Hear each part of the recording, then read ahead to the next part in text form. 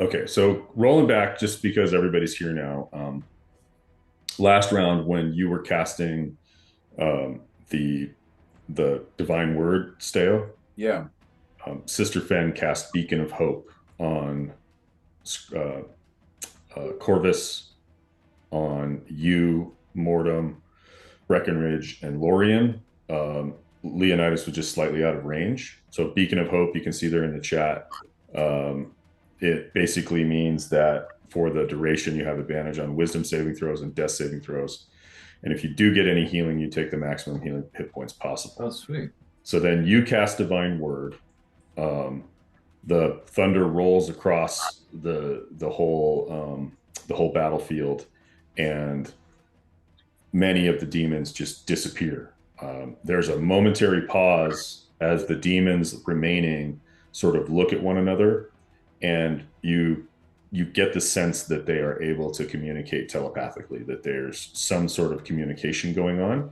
Uh-huh. But Sister Fen has the initiative at this stage anyway, and seeing you up front, she's holding hands with Corvus, and let me make sure I can do this. She's going to use her movement. Yep, she runs up right behind you, and she casts Death Ward. You touch a creature and grant it a measure of protection from death. The first time the target would drop to 0 hit points as a result of taking damage. The target instead drops to 1 hit point. What are you saying, Ken? Well, she saw you evidently run forward to sacrifice yourself and did this, amazing Lathandery type thing. And that ringing church bell, right? The way I envision divine word is just like there's just this echoing, after a church bell rings and there's that like that hum in the air is still happening. And she's buoyed up and inspired by her king, right? You're the king of Moonshay in her view. And so she's like, he can't die. So she's doing what she can. Um, and she kind of runs up, she does that, and she says, Lathander is with us. Lathander is with us. And she's just sort of saying that mantra over and over again as she keeps her hand on your shoulder. That is going to be her turn. Can Okay. can we have a moment to kind of strategize with each other for a second before we Oh, yeah. start rolling? Yeah. Yeah. Thank you. No, Do go. do you want to see what the Merilith does before you start your strategy session? Yeah. And if it's something besides beating the crap out of me, yeah, It's going to be something besides beating the crap out of you. Yeah. So she's like literally right in front of you. She's about 9-10 feet tall, 6 swords, scorpion tail kind of thing. It's a snake tail, but it's got like a scorpion stinger on the end. And she looks over at the one to the east, um, and they share some kind of a knowing, understanding look. And she kind of like folds up on herself and just bink winks out of existence. Roll a perception check. Perception check. Everybody or Yeah, you can all you're all like battlefield awareness, right? Situational awareness. Oh, noise. Noise. All right, natural 20 on what she did. Nice. You currently have a D4 inspiration dice. I'm changing that to a D6. There's Steo. Sweet. And let me update your default token, hit save. And she basically, Tanis, you're the only one who didn't notice because you've got a 6 on your perception. She winks out of existence and reappears in the cave entrance right there. Oh, behind us? Yeah. Son of a bitch. So Who's in the cave? Oh shit. That's her turn. Not for long, lady. Okay. Breckenridge. All right. Can we take a minute then as a group? Yeah. Yeah. Oh, gosh. So I think this boils down to 3 things. We either stand here and take it, we turn and run like hell, or we try to talk. I don't think we can talk this one out, unfortunately. Fuck, come on. Well, we did Okay, Matt? reduce the situation by chatting. Hey, Connor. And Matt, you're not muted. No, I know the internet's acting up. I lost that whole conversation. Oh, bummer. So Okay, so all I said, Matt, was I think we have three choices. We can go toe to toe with them, we can try to talk her and negotiate our way out, or we can just turn and run. I don't know. So let's see. We did talk with him before, and then Steo did what he did. So I don't know if talking anymore is going to work. They probably pretty kind of pissed. Right. Running, I don't know where we'd run to. We could run back to the cave entrance, but we've got that other demon standing there, blocking it basically. So yeah, I'm not sure. Well, I'm not to say we should stay and fight, because I don't know that that's the best idea either. But I don't know that we have much of a choice. Leo is in rage and he can fly, and he also has the potion of speed. So if anything, he can come back and try to manage this one, and prevent it from getting everybody that's in there. Because even if we run back, this guy is gonna at least hurt somebody that's in the caves. You know, we're not these that. guys, I mean, this is tough because these guys are still like uber powerful, have other special abilities and crap that versus just beating on us. The other, oh, actually, Ken, I've got to ask, didn't you mention there's like the sound of hoofbeats coming from the east, and our buddy, the paladin, is charging in any moment now to save our butts? Well, yeah, saving your butts is that's an optimistic view. Generous. But yeah, I rolled his initiative. He got a 9. He is at full chat on a light warhorse, so he is heading your way at full speed. Just great sword, great two-handed sword, glowing with a radiant light, just driving the horse for all it's got. Just kind of toward you, Steo. So he's wherever you end up is where he's aiming. Okay. Tell that much. And do we feel like he's generally in our league in terms of power? Is he roughly the same level? I will let you ask that question to Mortem and Lorian. From what I remember, yeah. He was about our level, but in pretty bad shape. Okay. But we're not dealing with something like, we're not dealing with something like 6th, 7th, 8th level who's going to get just nuked in this, right? I don't think so. But when we were with him, he was in pretty rough shape. But when he did something really well, it went really well. Cool. Let's hope he does that. All right, so are we going to form a shield wall here? Is that the plan? Somehow I think we gotta tell everybody in the cave to get out.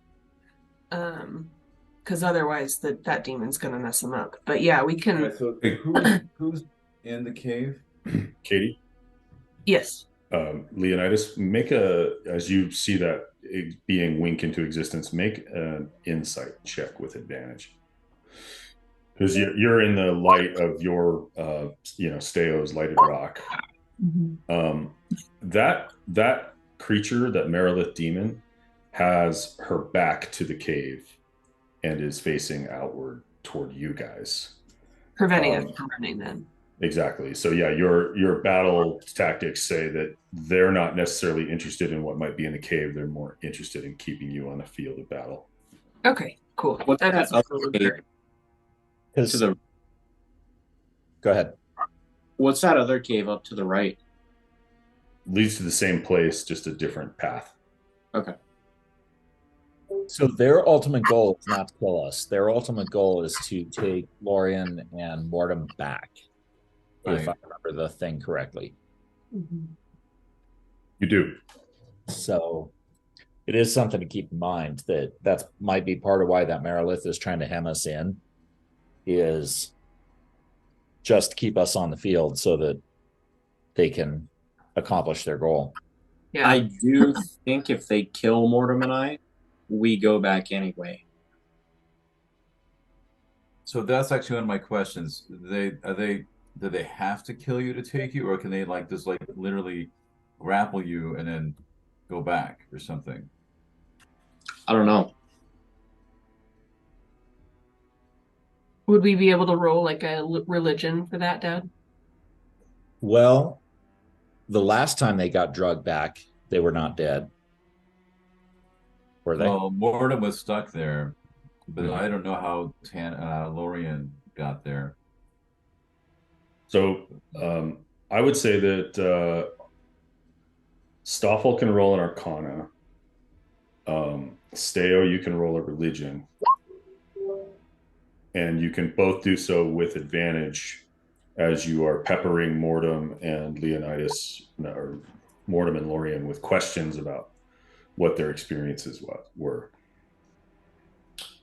So Stoffel thinks, okay, so Stoffel's in your shield, Leonidas. Mm-hmm. You look, and you guys are, I'm being very kind of letting you guys kind of talk this through in the heat of battle, but it's happening all pretty quickly. So imagine like your large turtle shell shield, and there's a bag of holding, it's sewn into basically the bottom of it. And Stoffel's little fingers are poking out the top, and his eyeballs are squishing left and right. And he's overhearing you guys shout at each other. Do they need to kill you? This sort of quick conversation as you're trying to decide what to do. Stoffel said, Thimble, reverse banishment, Thimble. And then he pops back inside. So you interpret that to mean maybe that they have to capture them, rebuild their gateway, and send them. So last time they went to the abyss, there was a gateway. Okay. Remember, you guys were climbing out through a gateway. So does everybody hear this? Because Leo's a little far from everybody else. So nobody heard. Let's say nobody heard Stoffel except you. So okay. You have to shout out. Can I use my tattoo so I can communicate with them without shouting out and letting them know we know their plan or no? Hell's to the yes, you can. And that's do you have inspiration? No. You now have inspiration, because that was friggin' brilliant, because I didn't even think of it. Thank you. Good deal. I'm gonna need it. Yeah, well thought through, Katie, because that actually, number one, that makes a ton of sense, and number two, they would hear you and possibly adjust their plans. So yeah, that was smart. It kind of allows for this battlefield conversation too, probably. Yeah. So, all right. So basically, what I have for the tattoo is, I think it's just Steo and Breckenridge. I got Breckenridge gave his tattoo to Captain Jaren. Oh, that's right. I forgot about that. Steo has one. Leonidas has one. Lorian has one. Okay. Mortem, despite being covered head to toe by tattoos, does not have one. That's okay. As long as a few people know, we can I think we can make it work, especially with Steo having the tattoo. I think that's kind of one of the more important ones. Hey, Mortem, in order for them to capture us and take us back to the abyss, they have to basically get a hold of us and then rebuild a gateway to the abyss. Okay. Matt, your turn orders, what does that mean? Oh, I'm glad I'm in the last part of the turn order. Yeah, no one's even taken a turn yet. Okay. We've all just been kind of discussing things. So Anyway, so how about we do like another 3 minutes of planning, but you got to do something. I think, I don't know. I think we're just on the cusp of deciding. Okay, I'm I starting a think we're timer. in survival mode at this point. I mean, Yeah. you know, do what we can more defensively. You know, let them. They're going to come to us anyway. So group up. You know, versus getting spread out and separated. Yeah, yeah. You know, yeah. There's not the time to blink behind their lines or something and get surrounded. Mhm. So why Um, don't you have Steo do like a rally to me kind of call, and Breckenridge will move closer. Corvus will hear it and come down. Mortem and Lorien can kind of be in the middle of the circle. Leonidas, you can come over kind of by Breckenridge. And if we kind of make a triangle or a square, whatever, and kind of keep Mortem and particularly Lorien right now in the middle of that, Mhm. that's kind of all I see that we can do. Make a yeah, square and with these guys, Breckenridge, Corvus, Steo, and Leonidas.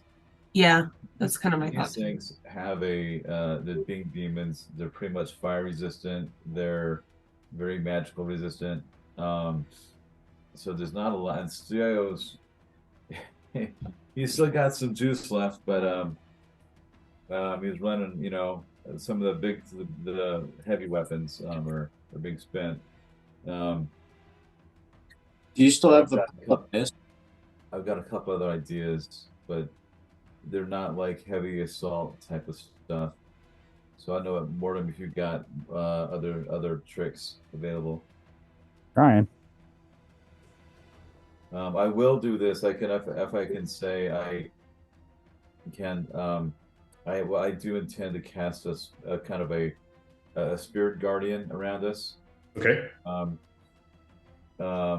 when I guess it might be Steo's turn, All right. Fair enough. which is like Is, a while to wait. is the wave still up? Yeah, he's still concentrating on the wave. But I'm gonna probably let that go because you know, the things are coming to us. Unless they stay back, then I could wash them around a bit more. But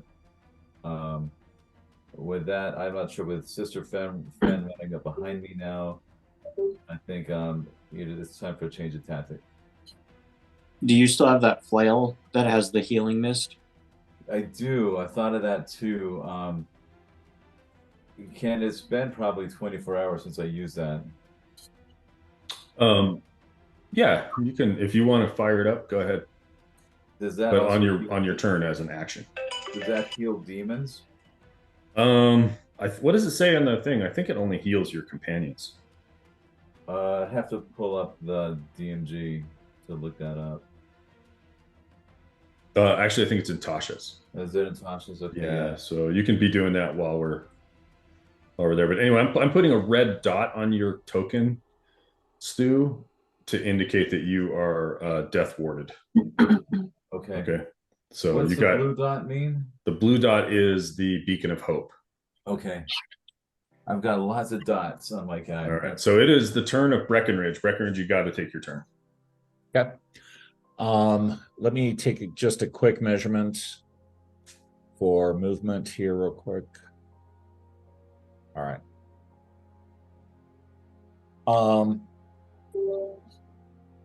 I will just take one step, like 5 feet Okay.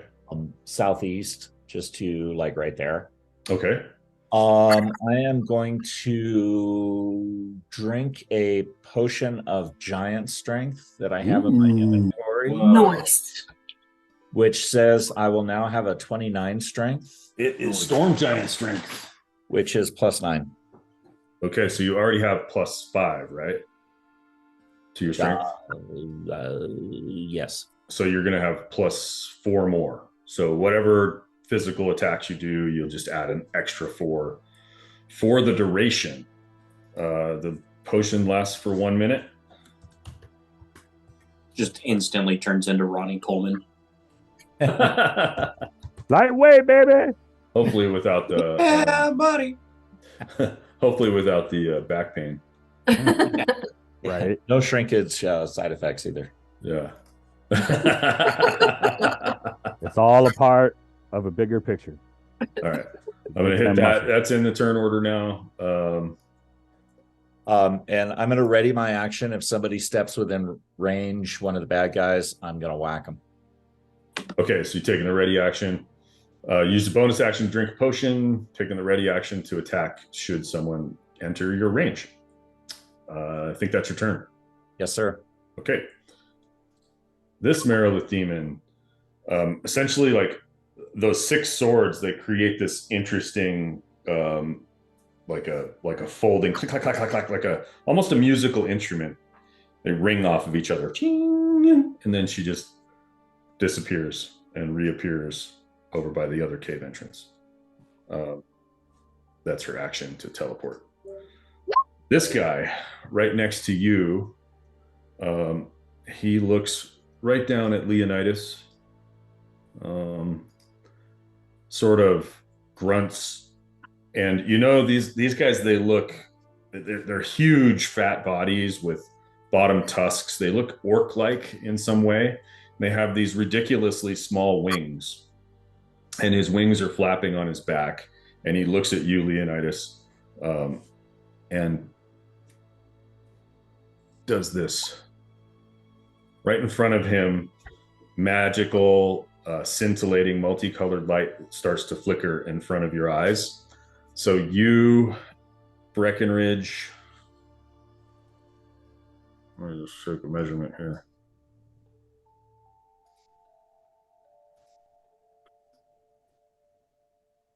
Looks like it's you and Breckenridge have to make a DC 15 Wisdom saving throw. Got it. We have advantage on that as well. You do. Leonidas does not. But you managed it, Leo. Breckenridge, even with advantage, No. you are frightened. A creature can repeat the saving throw at the end of each of its turn. Leo, you're immune to the Nimbus for the next 24 hours. Breckenridge, before you say anything, let me just say that your frightened status means you doesn't mean you run. It means you can't move closer to the creature that frightened you. I cannot move closer to the creature. Right. Real quick, I think we've been running kind of the frightened condition the wrong way. The frightened condition says the frightened creature has disadvantage on ability checks and attack rolls while the source of its fear is within its line of sight.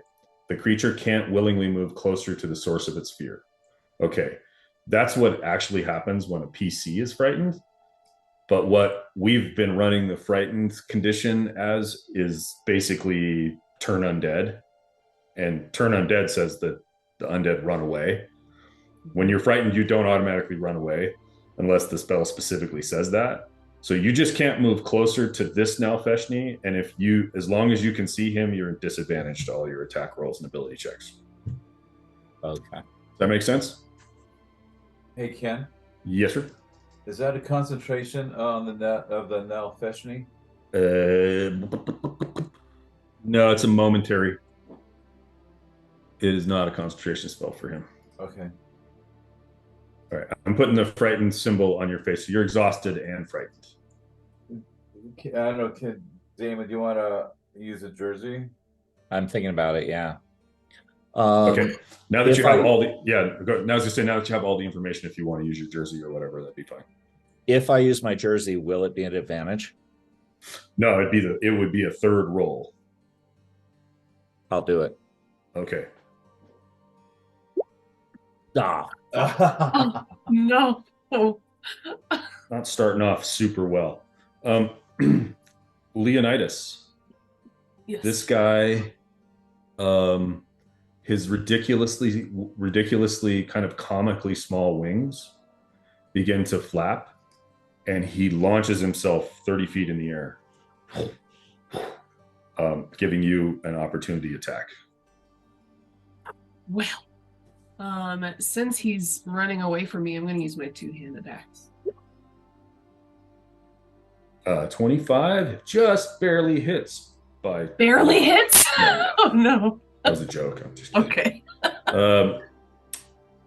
So I'm going to need my calculator out. Okay. This guy is not quite as durable as that Garistro that you fought last time, who was like the most physically powerful beast you'd ever encounter. But you chop at his foot, and you have wings too, so you're thinking you might go after him. But anyway, he's 30 feet in the air above you now, and you just chopped at his foot, and he looks down, and ropes of spit come flying down your way, and you're like behind your shield. That is his turn. Can I also, since he's got his little puny wings, can I show off my big manly wings? Yes, like an intimidation thing. Last time we were talking, your wings were out. Because you're raging, so your wings are out. I just want to like look at me, bitch. Kick your butt. Yep. Yeah. Cool. So you are doing that, and that's his turn. Is that an attack of opportunity for Breckenridge as well? You are not within 5 feet. So no. Lorian. Alrighty. I am going to cast Cure Wounds on myself. Okay. So at first level, that's 8 hit points plus your wisdom modifier. Okay. That's your action? Yeah. So should be an automatic 9. Yep. Cool. Did he cast it at a higher level? No, I just have first level. Oh, okay. And then I'll use my bonus action, or I mean, I'll use my movement to get to right here. And can I use my bonus action to throw a dagger of shadow at this Nalfeshni? You certainly can. Okay. Did Leonidas fly up there? Not yet. Okay. So here is the... Oh, where'd it go? There it is. Whoa, there you go. Nice shooting, Tex. I try. Whoops. Okay, cool. So here is that with the critical roll table. So he takes 14 points.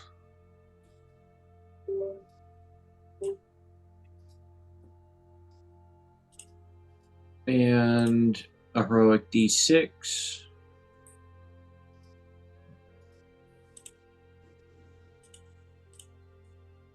And then I should get one more attack from that, right?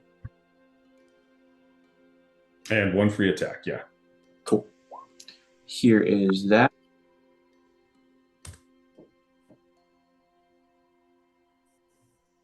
Should be a 21. Okay, 21 also hits. Perfect. Be another 12. Of piercing, okay. Yep. Okay. And my... Where'd it go? Sorry, give me one sec. Okay. My daggers of shadow are at first level. So here is the necrotic on the first one. Okay. And that should be it, I believe. Yeah, that's all. Nice turn. That's pretty good. That worked out all right. Yeah. So you step forward, heal yourself. You just kind of desperately hurl one of your dark daggers. It flies end over end, 30 feet in the air. Hits him sort of in the mid-torso. Black blood starts to pour from beneath his ribs. And Katie, you're on deck next. as you chuck the next knife, as that one landed so well, they both reappear in your hands. He's bleeding from multiple stab wounds now. Good.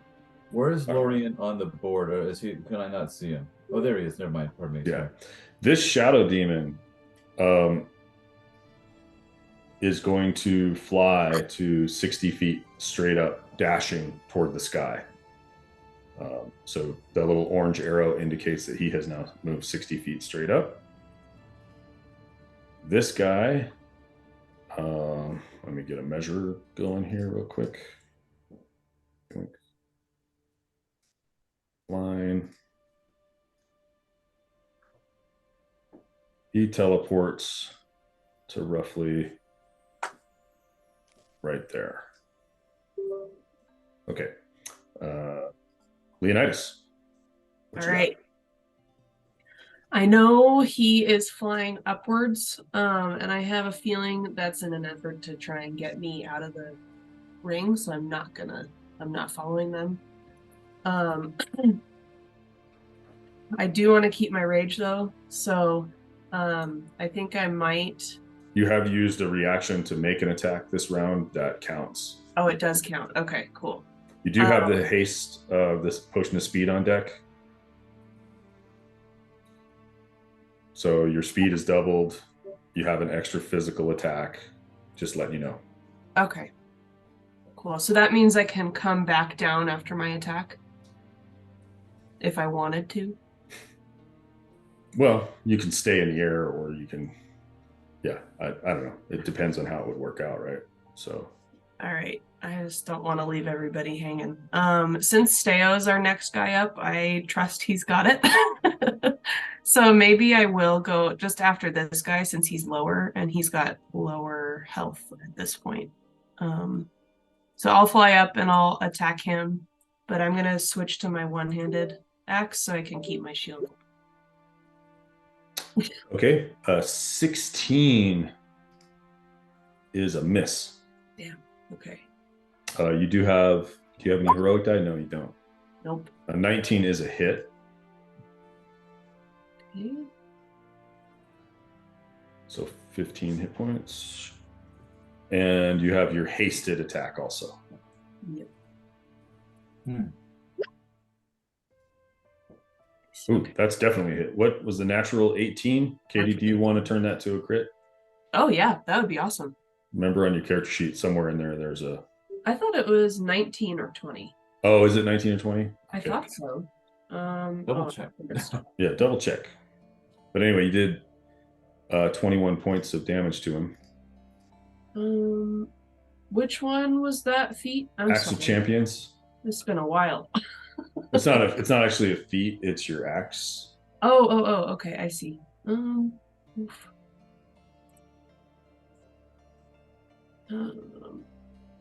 I'm sorry, give me a minute.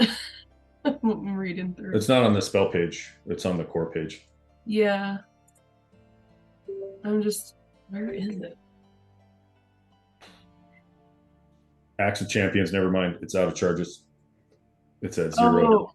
Oh, I see what you're saying. Okay. Yep. Okay. But you did nice 21 hit points of damage to him there. Yeah. So plus the first hit was 15, so you did 30 something, mid 30s to him. Yeah, and I'm assuming, did you say you flew up 30 feet to be like side by each with him, or are you just below him, or what's your... I want to be able to get out of his way easily, so probably like just below potentially. Right, I'm going to put you at 20 feet then. Okay. So a green arrow on you indicates you're at 20 feet. Next player up is Steo. Katie, is that your turn? Yeah, to confirm, since I'm only at 20 feet, does that mean that I couldn't attack since I'm not within 5? We're calling it with 5 feet. It's just, I don't want to have an arrow for every 5 feet. That's so fine. You're right beneath him. Like I picture you're just kind of, your huge dragon wings just launch you into the air, maybe like 2 flaps, and then you swing and miss. You have to reorient yourself with your wings, chop him across maybe the lower leg and then like into the hip, and his tiny wings are down at you and his horrifying face looking down in your direction. You're looking up at him and you just it's I'm like smiling at him. a battle royale, but you look pretty Angry happy. smile. Cool. Sounds good. Bonus actions, anything? Nothing? I don't have anything else. I'm out of breath weapons, my axe of champions. I don't have anything. Okay. And you have 1 level of exhaustion. Okay. Shadow Demon. That would be this one over here. Bolts for the sky. 60 feet straight up, dashing. Silently. It's a good possibility y'all aren't even noticing. Steo.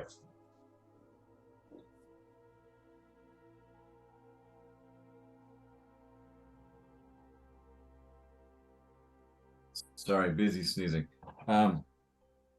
So none of them are really coming in at this point. I'm very curious to know what the heck is going to happen here. But just to be on the safe side, I think I'm going to stick with the original plan, Ken, and do cast Spirit Guardian. Okay. 15-foot radius around Steo, with angelic forms kind of swirling around. That should capture everybody in the party. Okay. And yeah. Perfect. I like it. So we'll go 15 feet radius from Steo would be there. So you're not quite getting the 2 flying demons nearby, but if anybody comes into this area, they will be affected by it. let's see. Cool. So 15-foot radius is here, right? Yeah. Don't forget you can do the circle tool as well. How do you do that again? So when you click on the measure tool, it brings up if you just click on it, it brings up like a shape, grid snapping, the whole thing. Do you see it? Yeah. And just select under shape, just select circle, square, cone, beam, line. Snap to center, snap to other, no snapping. I'm not seeing a shape. Oh, you may not have agreed to the new Roll20 thing yet. So no worries. You'll get it eventually. They'll make it basic. They'll make it but basically that's 15 feet from the center of your token. Okay. So you got Breckenridge and Lorien and Sister Fen in your protective circle. Okay. Cool. So just remember that's happening, please. Actually, would you do that again, Ken? Mm-hmm. Does anyone else have access to that? But would you draw it again? I'm not listening. No. No, I don't. Katie does. The new measuring tool. The new measure tool. I saw you used it last It's time. awesome. Okay. Here, let me do this real quick. Katie, can you bring up the measure tool? Yeah, What's the that? circle one. Yeah. How about that, Ken? That's good. Okay, we'll just use that. That's fine. Yeah, I've got it too. All right. Anything else on your turn, Stu? That was a action. Yeah, that's it. That's it. It is concentration up to 10 minutes, so the wave will collapse. Yeah. I just want to make sure you still have the concentration symbol on you. I do. Okay, so Steo, you have Sister Fen, her hand on your shoulder. She's whispering, "Lathander is with us. Lathander is with us." And you call forth these spirit guardians. Their winged angelic type protectors start swirling around in a 15-foot radius around you. And as they appear, their lighted forms, your the water wave just collapses and sort of washes back toward the ocean, which you can hear in the background. Okay, cool. Who's up next? Holy crap, Mortem! You're going to be at the end of the whole thing. That's a 10-minute concentration spell, so I'm just going to have it at the same as the Call Lightning. Okay. So I don't want to put another tracker up for 600 rounds. That your turn? I think so. Okay. This creature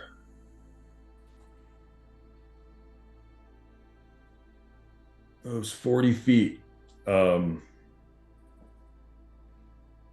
toward you, Leonidas, Mhm. and it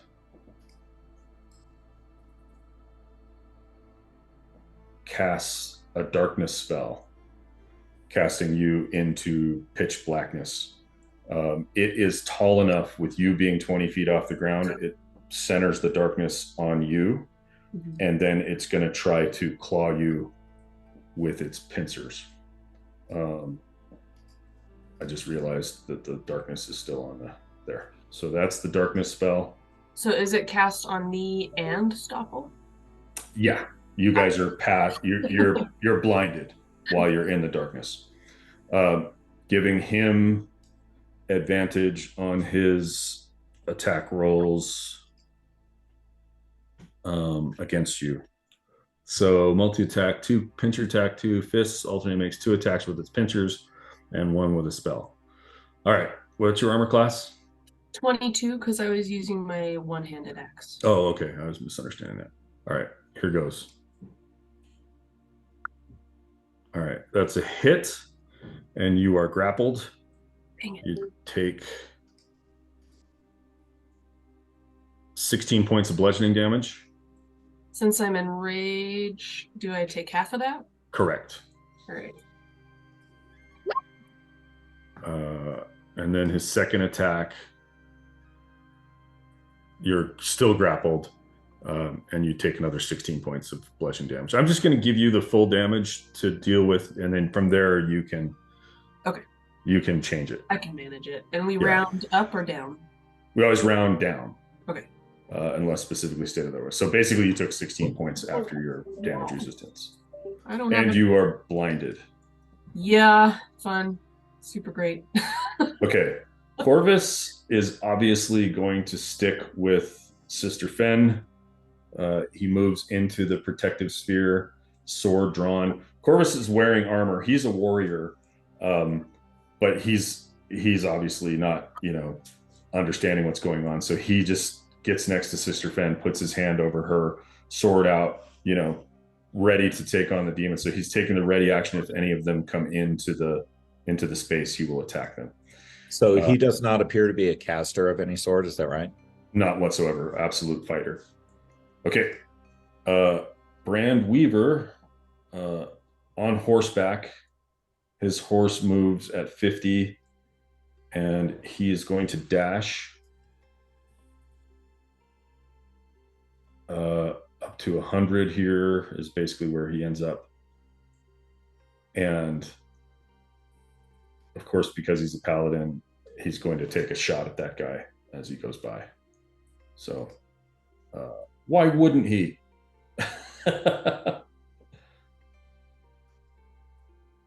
Matt and Lorian know this guy well. All right. He is going to, as a bonus action, he is going to make a vow of enmity, giving him advantage on this one particular Nalfeshni. Then he is going to do Great Weapon Master. And here goes.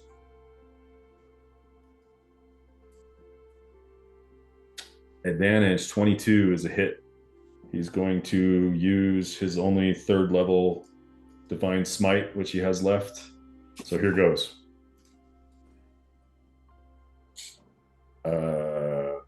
40 hit points of damage plus 11 points of radiant damage, so 51 on the first attack. Another hit.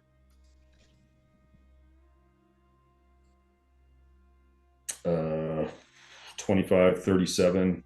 He'll use a 2nd level Divine Smite. And another 20, 37. So what I say, 51 plus 42. Can my axe do that? Can I get it to do that someday? You're not a paladin, so I know. I'll change. Okay, so he did, let me just do that again. 30, 40, 51 plus 25, 37 plus 20 is 47. He did 98 points of damage to that. Okay, he can be on the team. That's what Yeah. On Tryouts. Feshni. Tryouts are over. Okay, so he comes riding up on the horse. This horse is just, not probably going to live. It's foaming from the mouth. It's sweating. He's just charging, and then Alfeshni turns at the last second, and this bright, radiant blue light slashes into it. It screams like, "What the hell just hit me?" And again, he cuts it across its belly and its back, and it's kind of backpedaling from him. That is his turn. This Nalfeshni points toward that one, and then it is going to teleport to here. That's his turn. Beacon of Hope has 8 rounds remaining. This Nalfeshni teleports to here. Leo, your Sleet Storm has 7 rounds left. The final Glazerbu, he is going to charge in Leonidas and attack you 4 times with advantage. 17 misses. Yeah. 19 misses. Oops. Wait. 26 hits, but it'll be a fist attack, not. Just a little baby. Okay. So you got hit twice with these guys. You took 16 points of bludgeoning damage. Total? Total. Okay. So cut it in half. Yep. Okay. Your potion of speed is down to 6 rounds remaining. Your rage is down to 6 rounds remaining.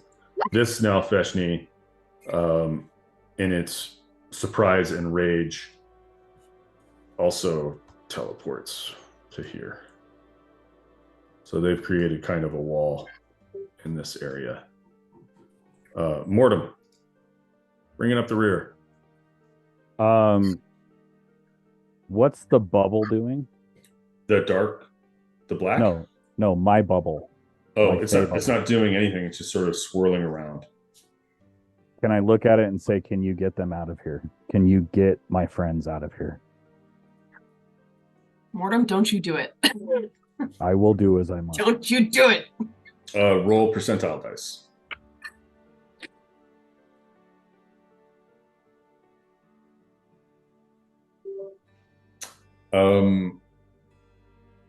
The bubble says, I can give advice.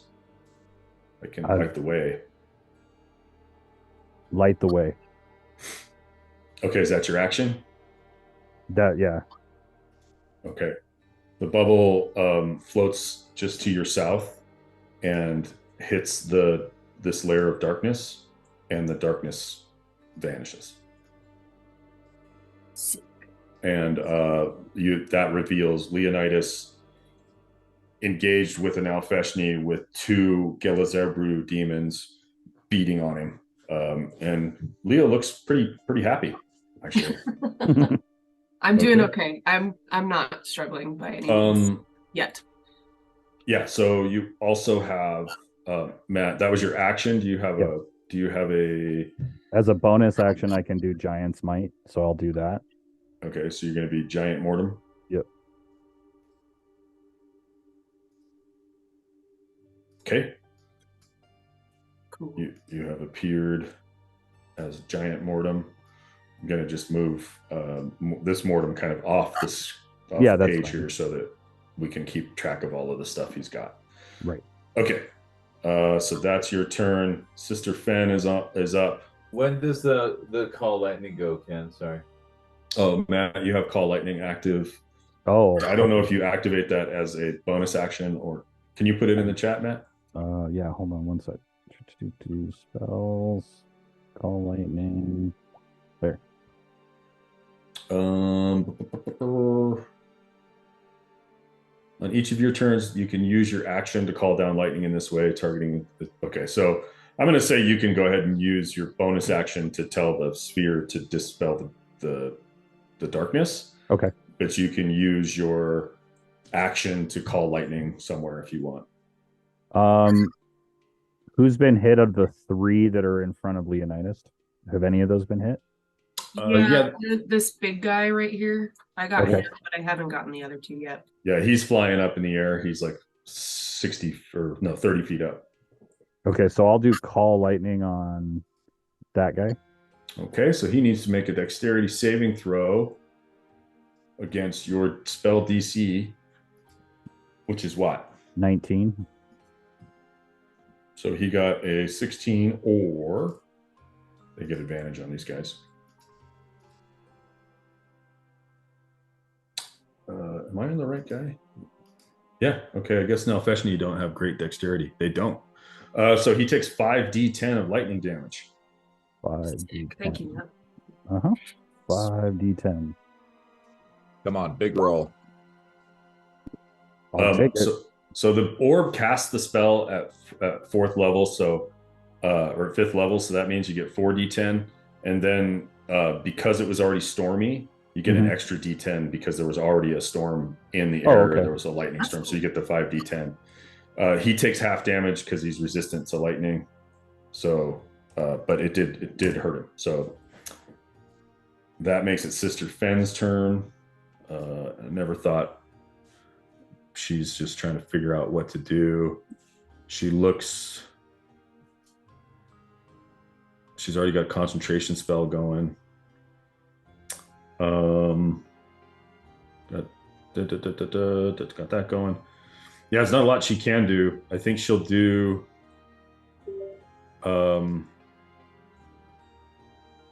yeah.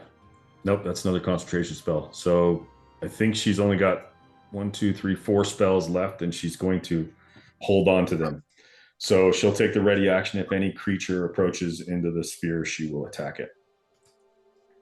Okay. Mortem and Lorien. Roll an insight.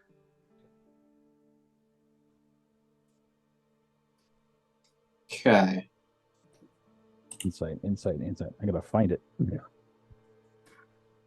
Can I add my heroic die to it? I've got a D6 and a D4 available. Oh, okay. Housekeeping issue, you're only ever supposed to have 1. They just get bigger. So we'll call that a D8. So yeah, you can add a D8 if you want. Okay.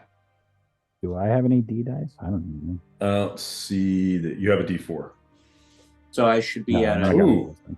So you got an 18 there, Tanis. Nice.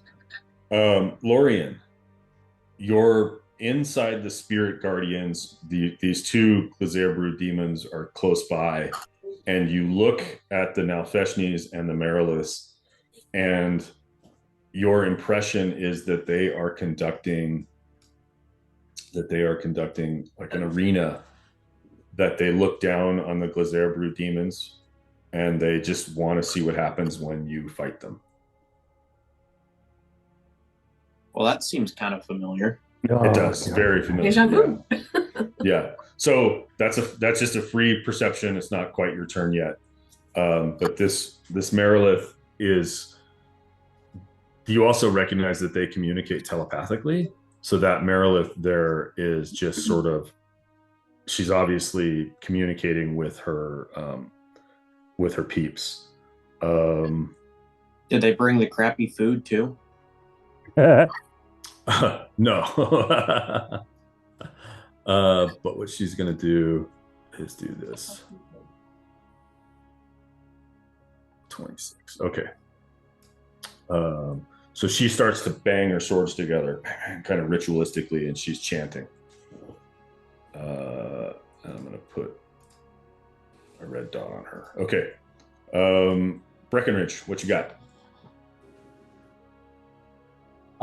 So I'm going to, well, let me confirm. I cannot reach that Nalfeshni that's right by me, right? He's way up here. 30 feet in the air, yeah. Okay, fair enough. Plus, you're scared of it. Correct. Yeah, that's a good point. Yeah. So you can do anything you want, but you're at disadvantage as long as you can see him. Ironically, when he was in darkness, you were a little better off. Fair enough.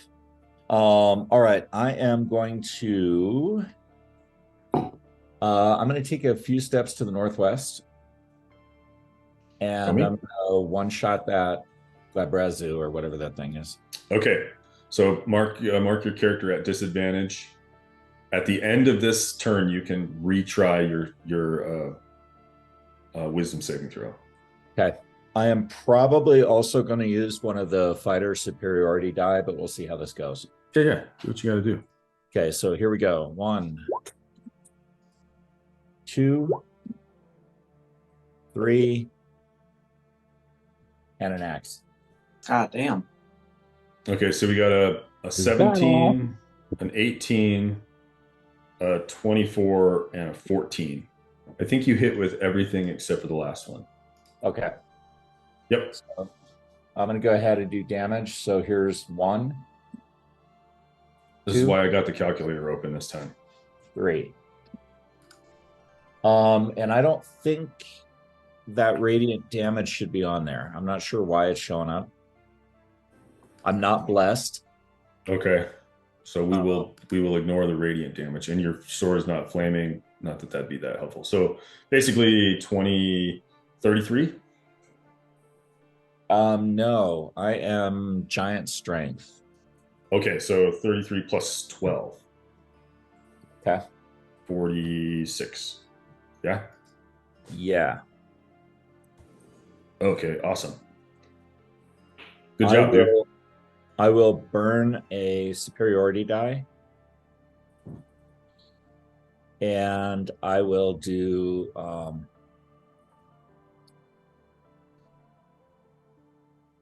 never mind. I will burn an action surge right there. Okay. So I believe that means this whole thing starts all over again. Yeah. Yep. Okay. Here we go. 3 sword attacks and an axe. 1, 2, 3, and an axe. Okay, 1 sword hit and the axe hits. Okay, here's your sword. Nice. Plus 4. Okay, so 20. Here's your axe. And 13. So another 33. So what is that, 79? Yeah, that's a good round. Yeah, I'll take it. Cool. Well done. I'm pretty sure that's me, unless you... Never mind. Yeah, I'm pretty sure that's me. Okay, cool. The other Merilith demon does the same thing, but does not get a red dot. Okay. Lorian, you're up next. This Nalfeshni sort of looking down at Leonidas attacking him and stuff. Hold on 1 sec. Let's just do this.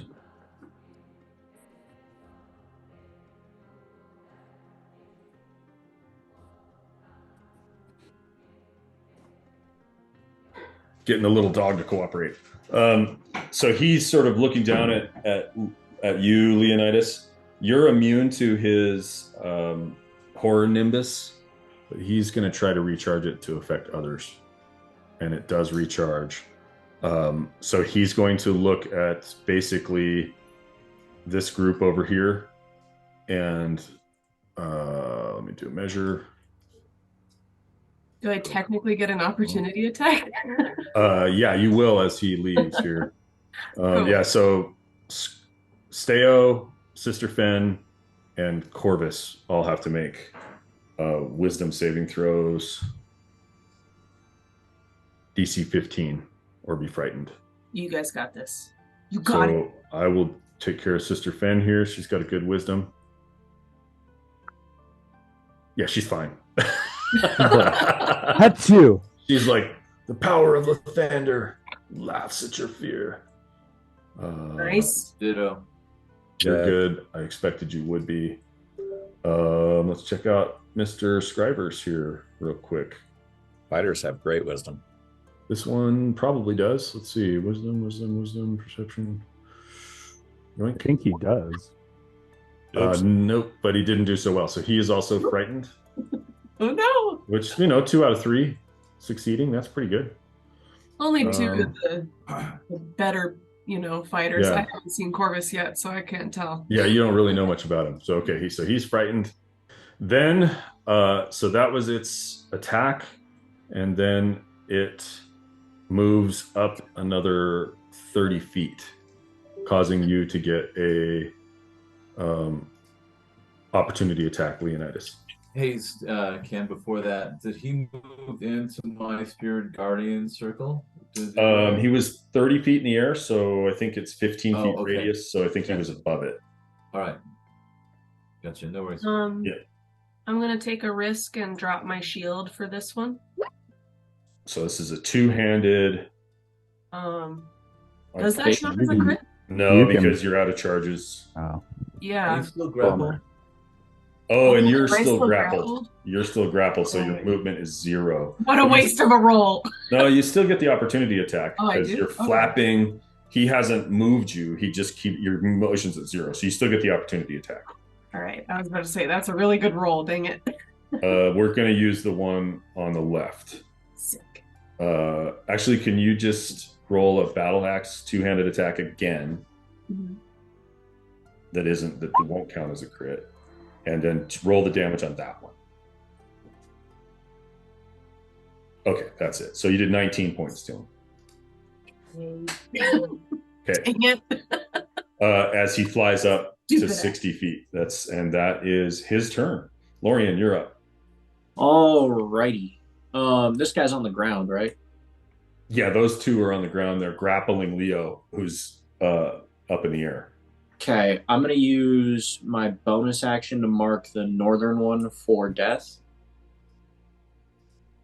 And I will throw my left dagger shadow at him. That is a hit. Cool. There is that, and sneak attack damage, and Nice. necrotic damage. Oh, it did it twice. 27-31. Cool. And then I will do the second attack.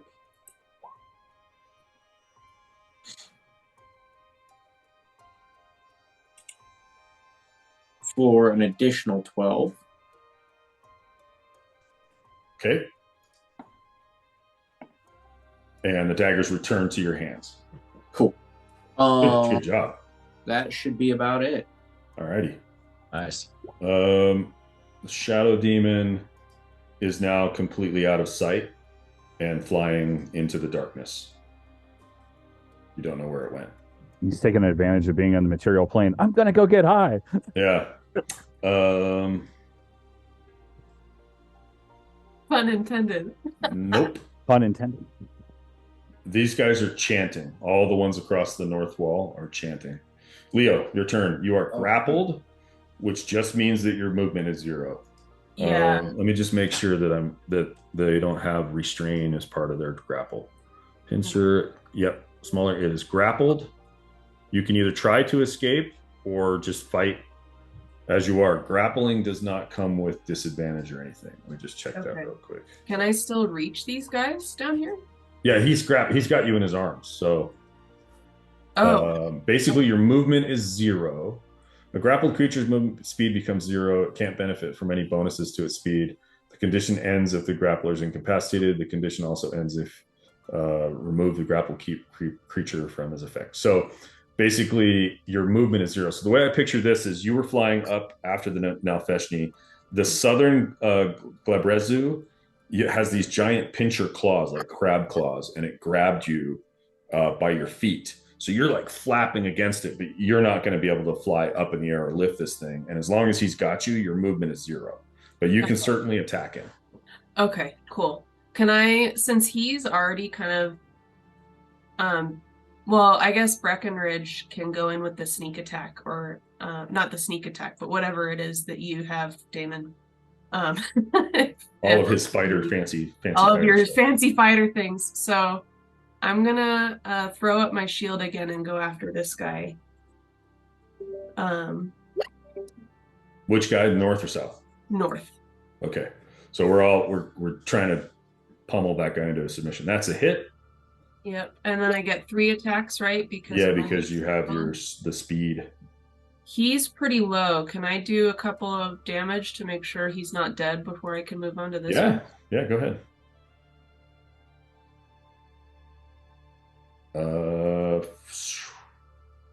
16, 18.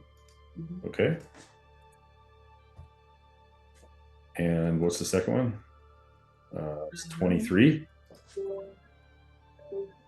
All right, Leo. Yes. Okay. So imagine you're like pulling with your wings. You're just flapping. You're twisting. You're trying to, you're not moving from your square, but you're twisting in the air. You two-hand your battle axe, sliding your shield over your shoulder, and then drive it down, hitting him once in the claw, and then golf like a golf club, and his head goes flying off. He collapses over. That's ironically cool. There is a rousing, rowdy cheer from the north, from the demons that are lining the wall, especially the Marilith. They're like, down with Glazebru. You can actually hear them saying that. Actually, you just hear Abyssal. Lorian, you hear them say, down with the Glazebru. All right, cool. All right, okay, you still have one. You have 1 attack left. Yeah. And I'm gonna go after this guy because I can't reach the other one. I don't think you have bless anymore, so can you take off the D4 bless? Oh shoot! Yeah, I'm sorry. That's fine. No, it wouldn't have mattered on any of these, but your last attack is also a hit, so go for it. 1922. Nice. Okay. And I believe that's your turn. That is my turn. Nicely done. Thank you. That was a good one. Shadow Demon also off the map, hauling ass, just dashing into the darkness. Steo. All right. Not that I prove what's going on here, but I'll do a Sacred Flame on the Nalfeshni. Since I can't reach him. Okay. So it's a Dex save of 19.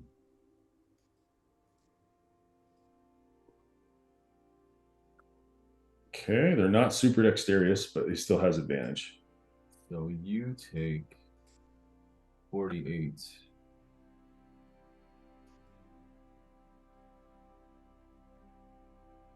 Come on, game. Nice.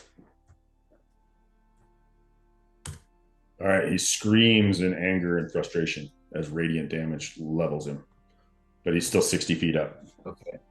Okay. And I figure he takes all of that versus because it's radiant. Is that right? Yeah, he does not appear to be resistant to radiant damage. Okay, cool. And then I'll say to Japan and subscribers to stay with me, and I'm moving over here, kind of under the Feshni a bit, but that also moves my I got you with me. Yeah, I'm going to use. Can you delete your drawing? And I'm going to use Breckenridge's daylight as that marker. Okay, cool. So just go ahead and delete the drawing. That daylight's going to come into play in just a minute. Okay, we'll just double it up then. Okay. So there you go. So yeah, you're underneath him, and your spirit guardians are still swirling around. Okay. And so I would say that the Brezu should take 3d8. Yeah. Can you throw that in the chat again? The spirit guardians. Does he get a saving throw, or? I think so. Wisdom saving throw. Okay. These guys are well known to be wise. Nope. So yeah, he takes the full damage. Go ahead and roll it, buddy. No. Oh, not bad. Okay. And again, radiant damage seems to be effective. No resistance to that at all. So right now you've got an Alfeshni 60 feet above your head. So he's out of the radiant. You got the Glazebru or the Glab Rezu right next to you, and now getting kind of harangued by these radiant spirits that protect you. And he's kind of, but he's still got Leonidas grappled. Okay. I think that was your turn, Stu. Is that all you got? Yeah, that's all I got. Was that all you got? As if that was not that much. Let's see. I think the next one up is Mortem. So you're watching what's going on. The Glazebru is going to. He's got you grappled, Leo. So he's got automatic hits on you, but he turns toward. I feel like watching who's effective. Now I feel like the most effective person on the field right now is probably Steo. So Steo, he turns toward you and he casts Power Word Stun. Who's this? This is the Glazebru. Glabrezu. Do you have more than 150 hit points? Negative. You are stunned until the end of the Glazebru's next turn, at which point you can try to make a saving throw. Wow. Can that be counterspelled? Yeah. So could I counterspell it? If you have a spell and you have... can you put counterspell in the chat, please? Yep. That's a high level spell. That's an 8th level spell. Yeah. You attempt to... Okay. If it is casting a spell of 4th level or higher, make an ability check using your spell casting ability, which in your case is Charisma. The DC is 8, or the DC is 10 plus the spell's level. So you have to beat an 18. Okay. So what is your Charisma modifier? 4. Okay, at higher levels, when you cast a spell using a spell slot of 4th level or higher, the interrupted spell has no effect if it is less 2. Okay. All right. So you need to roll a 14. Okay. Natural 20. Nice, Matt. Nice. Mark off the spell slot, buddy. Okay. So as Steo, much as you were like, so you kind of feel like you're the center of this, like Lathander's power. You're just sort of buoying everybody around you with the echoing of the divine word is still happening. And this demon holding Leonidas with its pincers kind of looks and locks eye contact with you. And it says almost the reverse. Like you said a divine word and it says an abyssal word. And you feel like the blood drawing from your face as it's speaking. But then from your right, just behind you, you hear Mortem's powerful voice. And the magic is just and dissipates, and whatever was happening to you stops. You are not stunned. The Glazebru is pissed, and it tries to smash Leonidas to the ground. These are going to be 2 automatic hits because you're grappled, so it's just the damage. Okay. But there's a chance it's a crit. Okay, so 2 hits. So 12 bludgeoning, 16, so 28 bludgeoning damage. Okay. And I'm going to say it has drugged you down and smashed you into the ground, knocking you prone.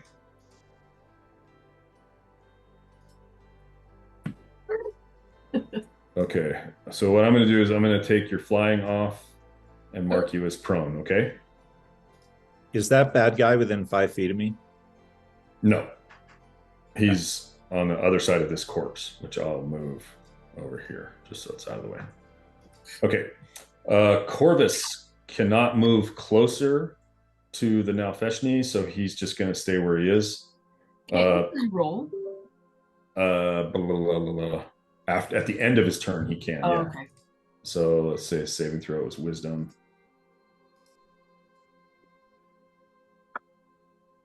He needed a what? 15, I think. 15 was it? Let me check real quick. Yep, 15. He is still frightened. There's 8 rounds left on the potion of giant strength. Sister Fen really knows how to pick them. Brand sees like he's pretty good at kind of riding the horse and is going to attack that guy, which is kind of his jam. Do I have him still? No. Come on, Brand. Where are you? Okay. I need Bran to cast that one spell that automatically gives us all the benefit of the long rest. Right. Okay, so what do you get? He got a 16 and a 24. I think the 16 misses. Yeah, 16 misses. So he had one hit there with a Holy Avenger Greatsword. Doing 28, 38, 41 points of damage plus using his dwindling divine smites. Another 10 points of radiant damage. So that means 53? 51. 51. Okay. Thank you, Damon. And at that point, the horse just collapses under his weight and the exhaustion from having ridden it at a hard gallop from Stoke, and it crunches into the ground. And he steps. Rest in peace. Rest in peace, horse. What's the other campaign's horse name? Stanley. Stanley. Sorry. Rest in peace. Everyone, main characters, go ahead and make a insight check.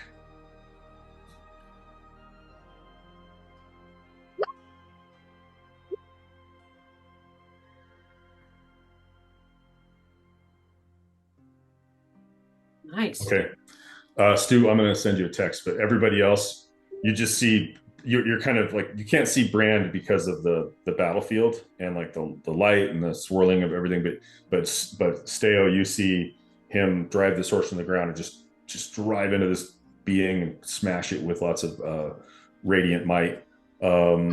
Mortem and Leonidas can make, or excuse me, Mortem and Lorien can make a perception check. Okay. Oh, now I roll a 20. You still get the benefit of the die though. So you had a D4 before, so I'm going to change that to a D6, bro. Okay.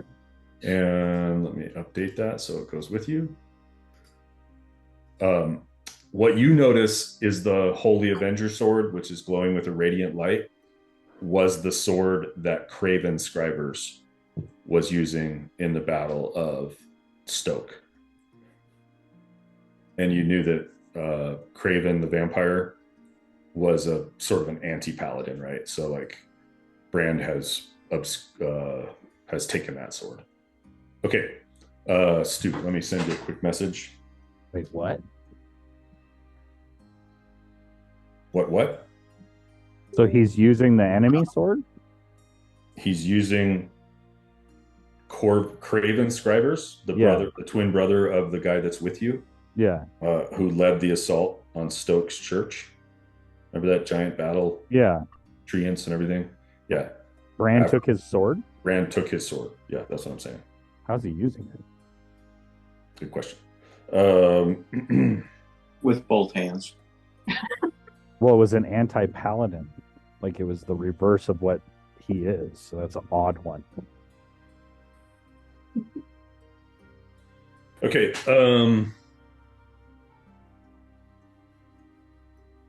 And that takes it to the turn of the now Feshni, who does a thing.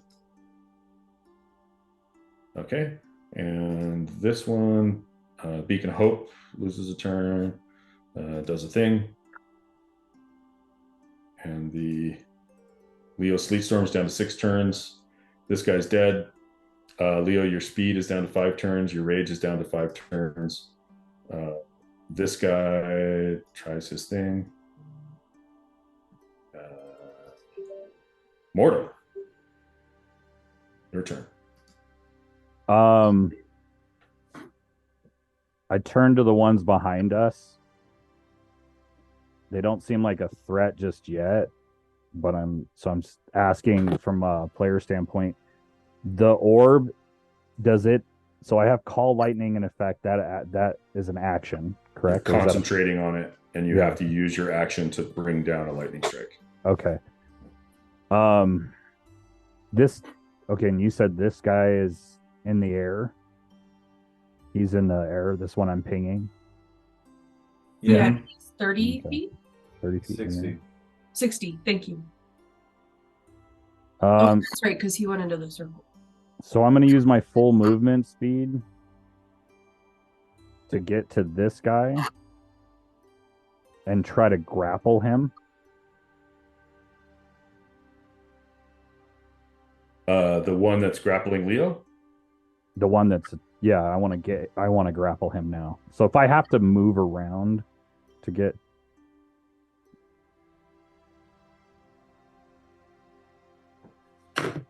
Yeah, you can do that.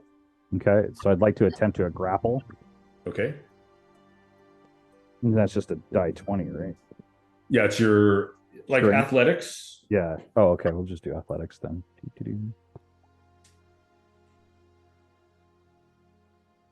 What'd you get? 28. Nice. Yeah. Okay, these guys are, they're pretty good. They don't have training in athletics, though. You got him. He is grappled. So you are grappling a guy that's grappling a guy. I'm going to try to use my strength to pull him away. Can I get him to any way to break his grip on Leo?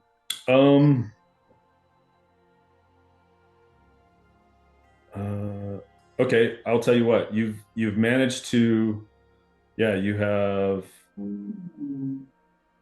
gotten Leo free. Okay, so I pulled him this way, like towards, like I've leaned back and I've got him up Okay. in a way. Shazam. Oh, call lightning on both of you? Yep. Okay. Good idea, Matt. I'll tell you what. So rules is written. Your action is to grapple, and Yeah. but you don't have two actions to Oh, call okay. lightning. But it's very cool. So I'm gonna say go for it. All Thanks, Dad. Because the imagery is so freaking cool. But what I am gonna say is that this is your action for next turn. So next Okay. turn you only have a bonus action or whatever. So Okay. Okay. So I'll say it's Shazam, but I'll also say Fortier, and then I'll. Okay, cool. So, he needs a dexterity saving throw. Yeah. Okay. He's gonna take half damage from your That's okay. lightning. So Go ahead and 5d10, please. That's 4. I meant to hit that. Okay. There's 4. So 33. 33. Nice. Nice. So Good roll. okay. So the lightning crackles down from the storm, completely unbothering you.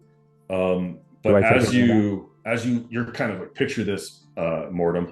You've got him wrapped in like a bear hug, right? You've pulled him away from Leonidas. You and him are essentially the same size. So now he's grappled in your arms. You've pulled him up so that you're both looking skyward. His pincers are kind of like, and his feet are just off the ground.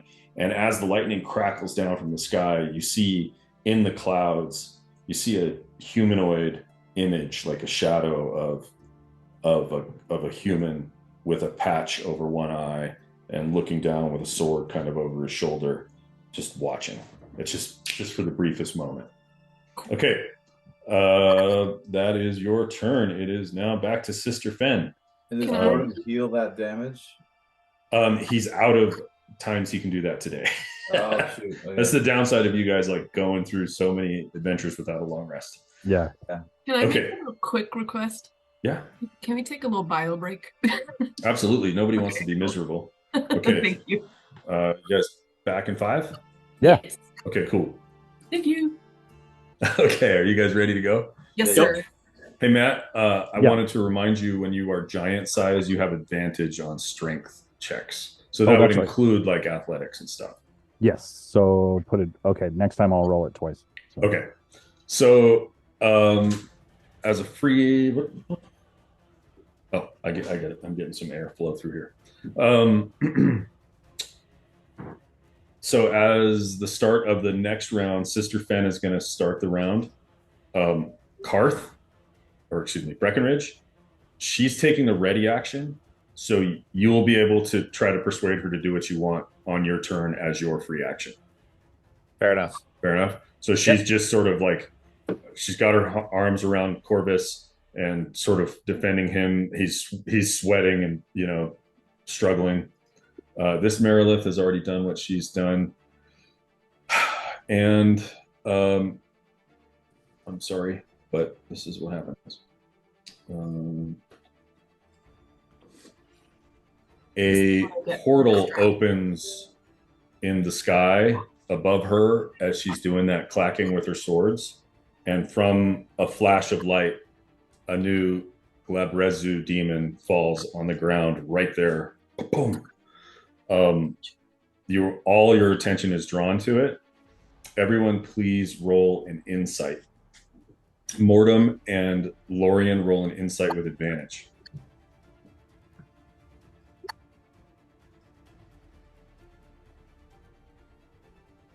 I got a 12 as my highest. I got an 18. Okay. 21 for the Steo. 21 for Leo. 21 for Leo. 17 for Breck. Oddly, Breckenridge and Leo, I feel like. Okay, actually, what'd you say you got, Steo? 21. So your religious teachings, you understand that there are castes in the abyss, and that Meriliths are pretty high up on the castes system, and probably these Nalfeshnis are somewhere below. But you also understand that Meriliths hate Glabrezus, hate them all, and she has brought one here for you to kill. You're sure of it. It's just plopped in into the space. It lands, it looks up, it's sort of mindless and will attack you. Well, and the way they cheered when we killed the last one, kind of telling, right? Yes. Okay, so that was her turn. She has summoned it. Breckenridge, you kind of are catching on to that as well. So, you know, I wouldn't normally partner up with the demon, but I will walk over there and I will gladly kill that beastie. Cool. So let's see. Do I have disadvantage because of the fear thing? You cannot. You've got your back to the Nalfeshni that scared you, so no. Okay. You have disadvantage if you can see it. Right? I'm going to mute for a second. I have a helicopter going right over the house. Okay.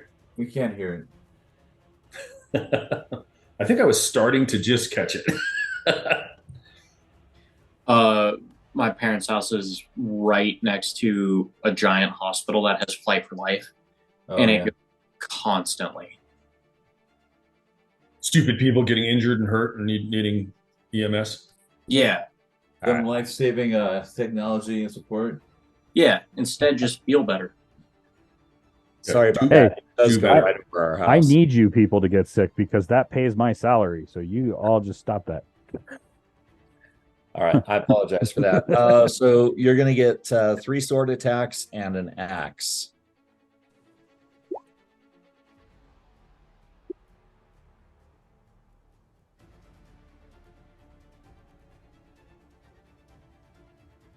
Okay. Looks like 2 hits to me. There's damage on one of them. Damon, do you want me to use my shirt for a reroll on that one? Make it a little more impressive. I feel like we haven't used. It's kind of up to you. I'm not going to kill him. Okay. But if you're not going to kill him, then I'll leave it. It's cool. I mean, yeah, I won't kill him in this round. Okay. So, yeah, I think it's probably enough for now. Thank you. So Ken, that looks like 27 points to me, plus the strength potion. So oh yeah, that's so you get another 8 8 points more. on there. Yeah. Okay. Yep. Also, I did not get to roll my saving throw the last turn against Okay. the fear, and now I get a saving throw this turn as well. Go ahead. So that's 2 wisdoms, right? Yeah. Okay. You are no longer frightened. Right. I feel like as a man of action, taking that attack sort of helped you overcome that fear. Zoe. Hi. Hi. How are y'all? Good. How are you doing? Good. Hi, sweetie. I'm going to step out for 1 second. I'll be right back. Zoe's joining in next week. No, not quite. Nice. See, we all look normal. We're not nerdy. Oh, for sure. You speak for Wait, yourself. wait, hold on. I got my hammer here, and what else can I grab? I Spoke want to too make soon, sure she David. looks. We need to get you a jersey. You need Yeah. a jersey, though. I don't know. I think you guys rock them so good that I just shouldn't even attempt. That's even more reason to go get her one, Damon. Yeah, exactly. Merry Christmas. We know you wanted that one special thing. We thought it was this. So. I will point out, Z, that we all just decided we're going to Ireland to play D&D in a castle.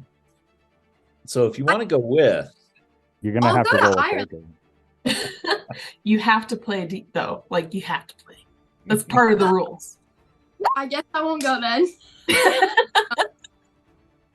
yeah, it's all good. Good to see you. Bummer. See y'all. Have fun. Get it up. No, I'm gonna make breakfast. Good to see you. Bye. Okay. So what else were you going to do on this turn, Breckenridge? I was going to holler to Sister Fen that I could really use a bless if she has a moment. Bless you. Okay, roll a persuasion.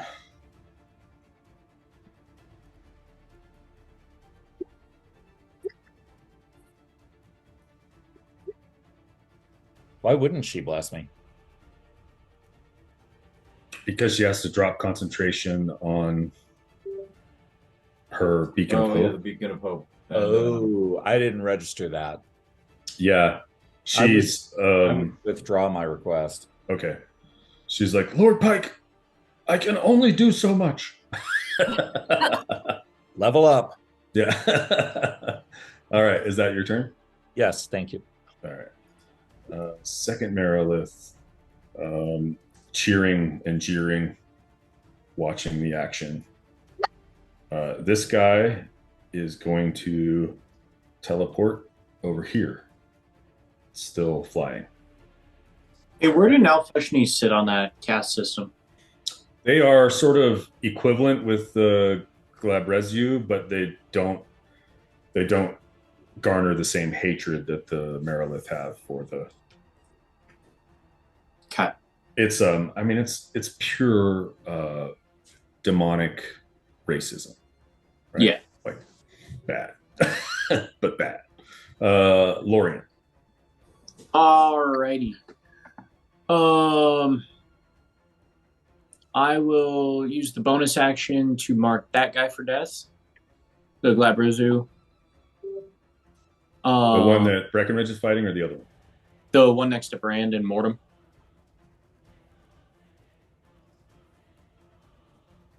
Okay, he is marked. Is he still 60 feet in the air? No, these guys are on the ground only. Oh, okay, my bad. So then I will throw the dagger shadow at him, the first one. You actually missed. All right, I'll try it again. I think the fatigue is starting to get to Lorian. Yeah, wild. Damn. I mean, almost dying 27 times and being awake for 30 hours. I don't understand why you're so sluggish. Yeah. Just need Level a up. Level up.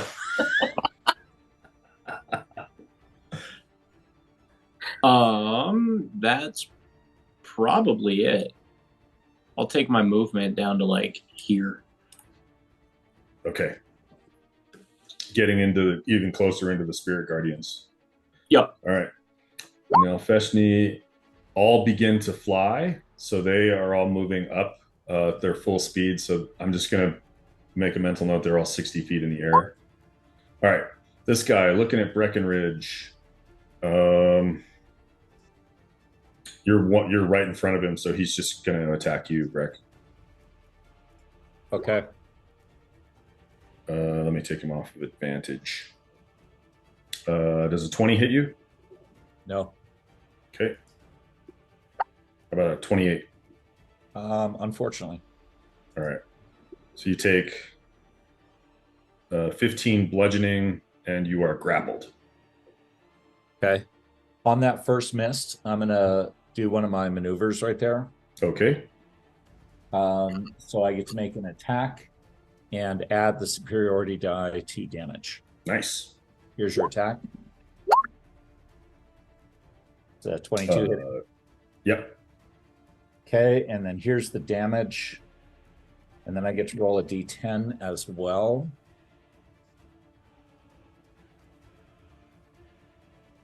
Okay. I'm trying. There we go. So 18, no, 21, 24. Yeah, 24.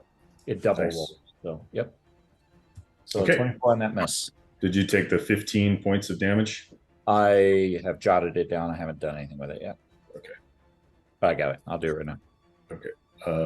Because he is now angry that you're smacking the dog shit out of him. So 8 power word stuns you. Ugh.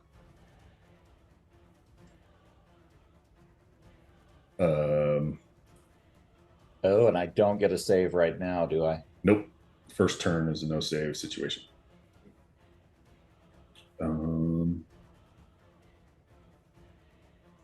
There's a little stun symbol. Okay. I'm shocked. Yeah. Leonidas. Should I roll a perception or something to see if I recognize what just happened? I feel like you got your back to it, so but roll a perception with disadvantage.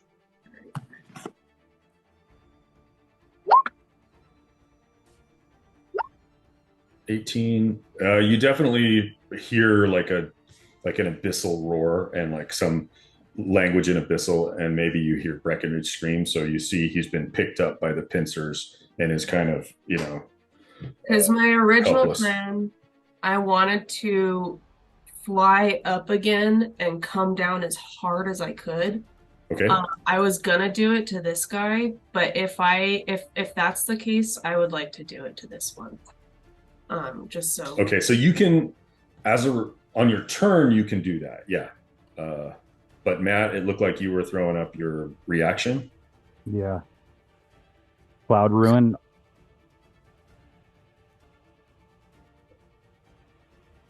Okay, when a creature you can see within 30 feet of you is hit by an attack roll. So the spell is not an attack roll. It's not. I can't do it for the spell. No. Okay. But also, you have your back to that action. Okay. So I'm gonna say. Sorry, Damon. I was trying. Yeah, he was trying. You're grappled and you're stunned. Okay. Oh, good. Leonidas. If you want to give me a gift, Ken, I forgot to mention the +4 damage because of the potion. Oh yeah. So you hit him once on that, right? With the correct maneuvering. Okay. Okay, Leonidas, it is your turn. Yeah. So Steo, you're on deck. I'm gonna fly up as high as I can and come down as fast and as hard as I can onto this guy. Okay, real quick, Katie. Yes. As you fly up, and you're kind of, but you're still disengaging from the Garesbu, it gets an opportunity attack. That's fine. So it's gonna try to grab you and keep you from flying away. Do I still have my shield up, or it doesn't matter. Never mind. It misses. You're free to take your movement. What is your movement speed? So with the haste spell, It's 80. and my flying spell, or my flying rage, I'm not sure. It's your normal speed. It's the same as your speed. So if your speed is 40, which I think 40. it is, so haste doubles it. So your speed is 80. So just for style and flair, you can go up 40. You're 40 feet, and then Super Saiyan down on him. Yeah. And I'll tell you what, you can add the falling damage if you hit, but if you miss, you're just going to crater into the ground. That's okay. Does that sound cool? Yeah, I'm gonna go in with my two-handed axe anyways, I think. Okay, so you're going right above him, and then you're just letting gravity take you down right onto his head. Yeah. Okay, two-handed axe. How many rolls do I get for this one still? You still get 3 attacks. So this first one, though, is the only one that gets the gravity bonus. Cool. A 19 is a hit. Okay. Okay, wait a sec. Oh, sorry. That's all right. You are going to take 4d6. You take 12 points of bludgeoning damage. Okay. Which is halved, obviously. But you get to add 12 points of damage to your blast here. So you did 17, 20, 32 on that first one. Awesome. Okay, I'm going to take all of my damage after I'm done. Okay, you only take the damage the one time. Yeah. As you auger into him. So 6 points of bludgeoning damage. That's a hit. That's exactly what you needed. So 3 hits. Can I re-roll that damage? Yeah, you got Savage Attacker. Yeah.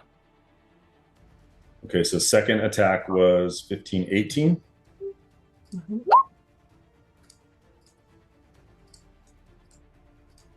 26. Yeah, you hit 3 times, so 19. Yep.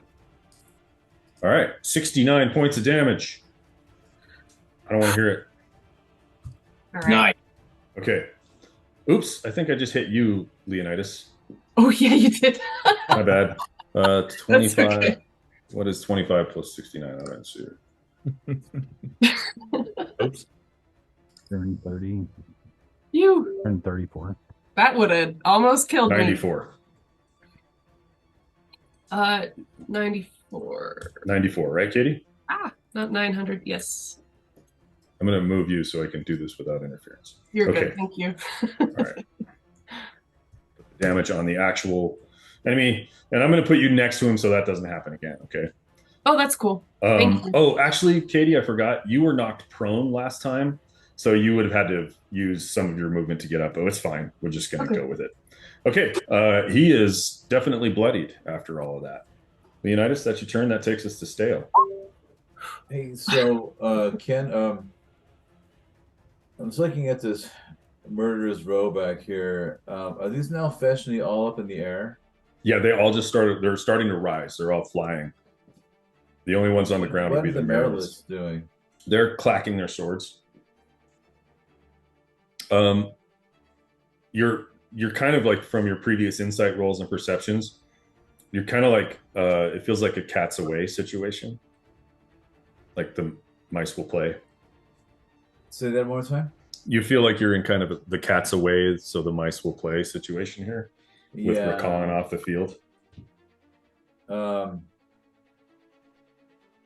I'm still not digging what the Marylands are doing, and I'm not liking them. Then I have achieved my goal. Yeah.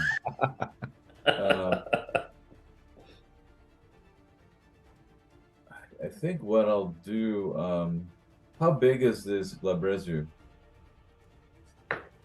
Those are, what are they? They are large size. So, like how large? Yeah, they're 10 feet, 10, 12 feet tall. Okay. So I could like shield bash their hip, or something. Yeah, I think if you try to knock a creature one size larger than you prone, it's a disadvantage or something. Yeah. I think Brand's got and Mortem's got this dude covered. And I'm gonna just tell the group to stay with me again, stay behind me. But we're moving. And I want to move here to bring the Spirit Guardians into the mirrorless area, into her space. Because I'm not liking her doing this stuff. So prevent her from, you know what I mean? Yeah. If I need to move behind this guy, but if everybody else is moving away, like she would be within total range of, even if I wasn't even that close. Okay, so we're gonna need her to make a saving throw. She'd need to make a wisdom save. I started taking some little spirit damage. Okay, she has advantage. So 20 does it. It does do it. So she takes half damage? I think so. Let me double check.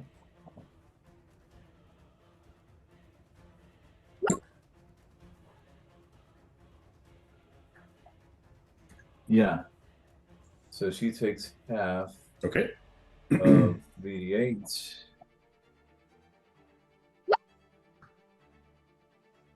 Yeah. Okay. Not my best. She takes 6. Not your worst. The Goblezru takes 3D. He needs a roll save as well for wisdom. The wisdom? Yeah. Is it wisdom? Yeah. Yep. Okay. All right. He's going to take the same. All right. And the Nelfeshni also. So actually, I'd save for the Nelfeshni. Unless he's up in the air, like he may be out of range. All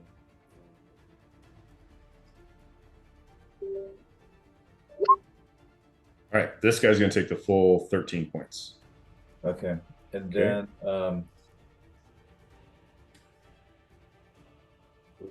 what is here?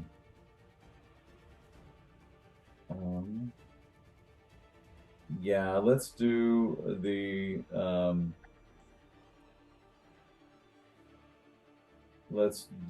sacred flame on, oh, pardon me. Well, hell. Hey, real quick aside. Hey, Damon. I know I've basically got one blessed spell left, I believe. So I should know if this encounter is going to continue, or we should then save that for another time versus going radiant now for you. I don't think radiant would add a huge amount. Okay. And we seem to be actually doing fairly decent since we don't have to fight all of them at once. Right. So maybe just save it. Okay. Then I'll do a radiant attack on the demon here, Ken. Okay. He's got a save. Yeah. Dexterity. Yep. Okay. You turkey. All right. Alrighty. It is Corvus. Corvus is sticking with Sister Fan and Lorien. I think he can try to make a saving throw again against the fear. Right? It was also wisdom. Actually, yeah, and he would have advantage. So he has shaken off the fear. But I'm going to call that his turn. Wouldn't he move up with Steo? I think he's staying with her for now. When she moves, he'll move with her. These guys. Okay, so yeah, these guys are now going to start on their turn. They fly up 60 feet in the air. Brand. Brand is going to try to clobber this guy. Oh boy. 2 hits. He's pretty much out of spells, though, so.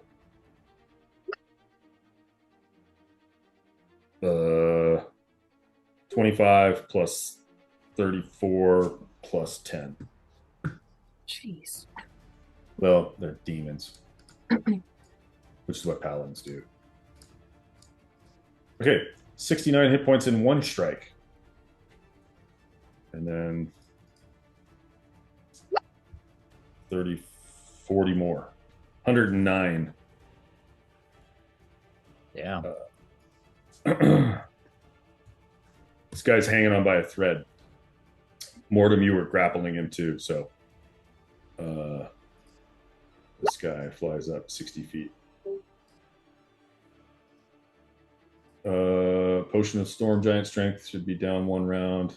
That guy's dead. Beacon of Hope is down 1 round. Although that's stopped working now. I'm going to start doing it manually. Dang it. I hate when that happens.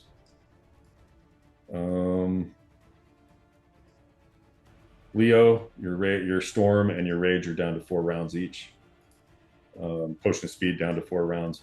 Mortem, it's your turn. So kind of like, you remember Abomination Hulk fight? Yeah.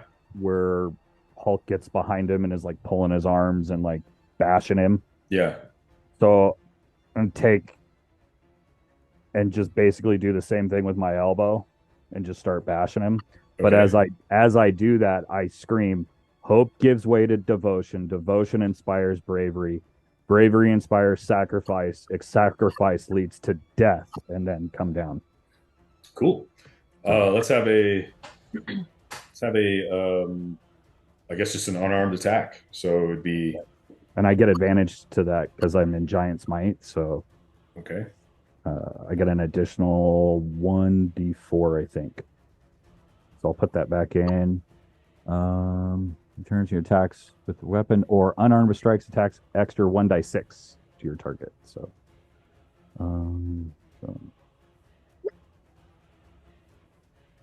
Okay. 6. Wow. Holy crap. You realize as you're pummeling this guy that you may be as strong or stronger than him. You may have the power of a giant, but your unarmed strikes are not magical, and they are immune to non-magic melee strikes. Can I? Okay.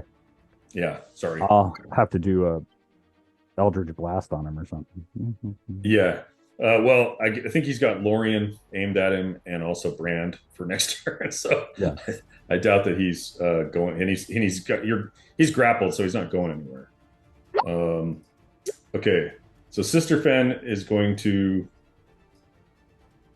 take her and her love up towards Steo. That's her turn. Merilith is watching Breckenridge. What do I have to do since I'm grappled to be able to hit this guy? You just hit him. Your speed is 0 is all. Well, is he still stunned? Oh yeah, you're stunned till the end of your turn. Sorry. I'm sorry. Katie. I don't mean to. Yeah. But no, it's so good to play the game by the rules. So Breckenridge, you may make your wisdom saving throw against power word stun at the end of your turn. So you need to beat. What is the difficulty here? The stun target must make a Constitution saving throw at the end of each turn. And his DC is going to be 16. Okay. All right. You are grappled and no longer stunned. Okay. So let me take the stun off of you, but that is your turn. Good deal. Thank you. Merilith watching, flying up. They're flying higher and higher each time. Lorien.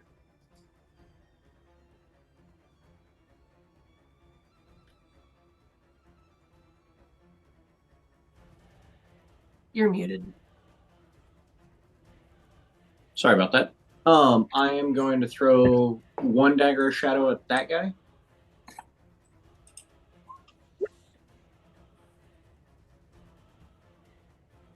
And there is standard damage. There is the sneak attack. Dagger of shadow level 2.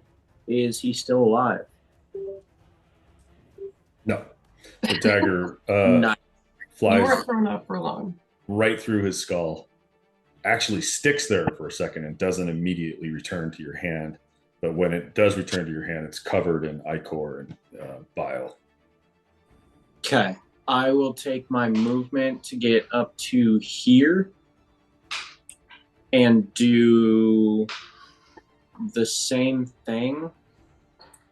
But I'll use this bonus action to mark this guy for death. Their standard attack, which I assume misses. That's a miss, yeah. Okay. Okay. Just being careful not to hit Breckenridge. The dagger flies end over end. Okay, this guy has Breckenridge grappled. He gets an automatic hit attack with a pincer. So, Breckenridge, you take 14 points of bludgeoning damage. He then tries to bash you into the ground with the other pincher and misses. But while you're grappled with his 2 fist attacks, he has advantage. So you take 22 AC is hit? 21. Okay, so all together that round you took 28 points of bludgeoning damage. Okay. And did he miss me at all? He missed you with 1 attack. Okay, I'm gonna whack him then. Okay.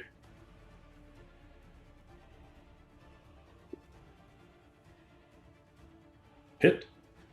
Okay, so I get damage plus a d10. Okay. So there's damage. There's d10. Yeah, Okay. about 18 points. All right. He's looking pretty ragged. And Leo. strength. And strength. He gets Oh yeah. 4. Oh yeah. Awesome. Leonidas.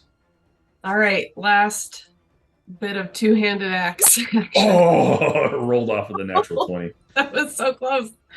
Okay. Give me the damage. And how do you want to do this?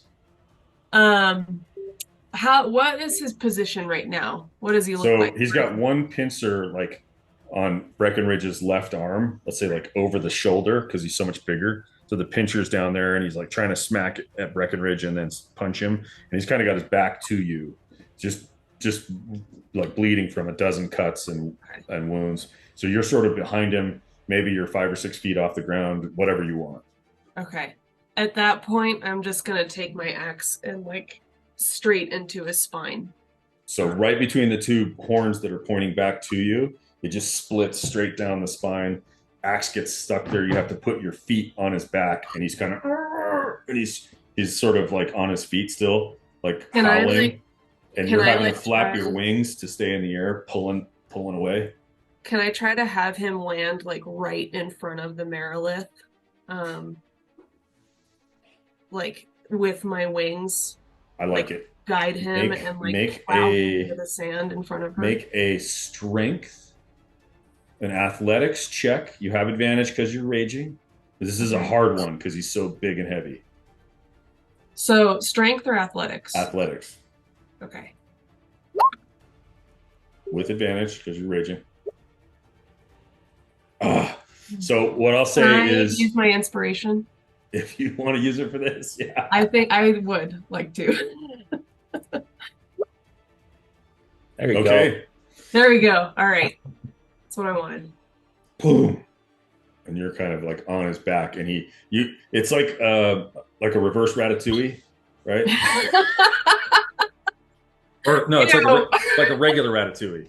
Like you're Remy with your axe in his skull, and you're like controlling his nervous system with your feet in his back. You're like, fuck you. It's like he starts to pull a little to the right. And you're like, no, and you're digging your foot into his back and you're flapping your wings, and you drive him toward the Merilith, and you press your axe down, and he just goes boom, and just splat. Blood just spatters across the sand at her, at the coils of her snake body, and her 6 swords, which are kind of like a rattlesnake's tail, just kind of running off each other. It's almost like a musical instrument.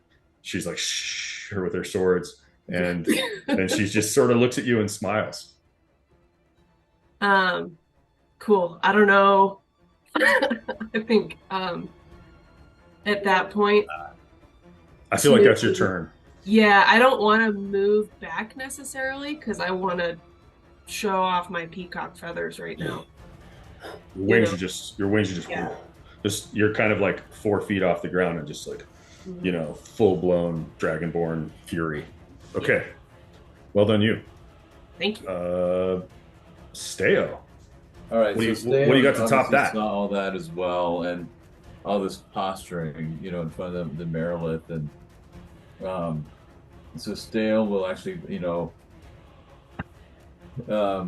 take a couple more steps forward into the Marilith and say, "Enough! Be gone! Enough of these games." Leo backs off a little bit with Steo there. Leave this plane. You won't claim our friends. Your purpose here is done. Roll intimidation or persuasion. Can he have advantage with my? Since we just killed all those guys. Yeah. That they wanted you to kill. Yeah, We did it stylishly. I do intimidation, actually. Okay.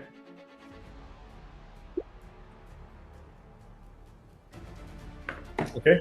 Roll an insight. So no advantage. Well, there's kind of a natural consequence of all this. That's a wisdom. Doesn't he get advantage? I'm sorry. He's got Beacon of Hope, so yeah, advantage on all wisdom saving throws. So I don't know if it's advantage on all wisdom skill checks. But it kind of doesn't matter because the Marilith is looking at you. The Nalfeshnis are like just gaining altitude. It is now morning, like mid-morning, perhaps. The sky is gray. There's actually like sunlight peeking through in a couple of places. And the Marilith looks down at you. She's sort of like waving her swords for the Spirit Guardians, like taking, like trying to not take damage from that. And she says something that you don't necessarily understand, but Lorien, you speak Abyssal. Yeah. I'm going to text you something. And I do want to say to that group, as per the rules of the arena, since we won, now we get to rest before the next fight. Okay, sorry about that, guys. Tanis, I just sent you a text. You hear the Marilith say something in Abyssal. Raska. It's a hissing language without any beauty to it. And then one by one, you see the demons start to wink out. Everyone roll a perception check.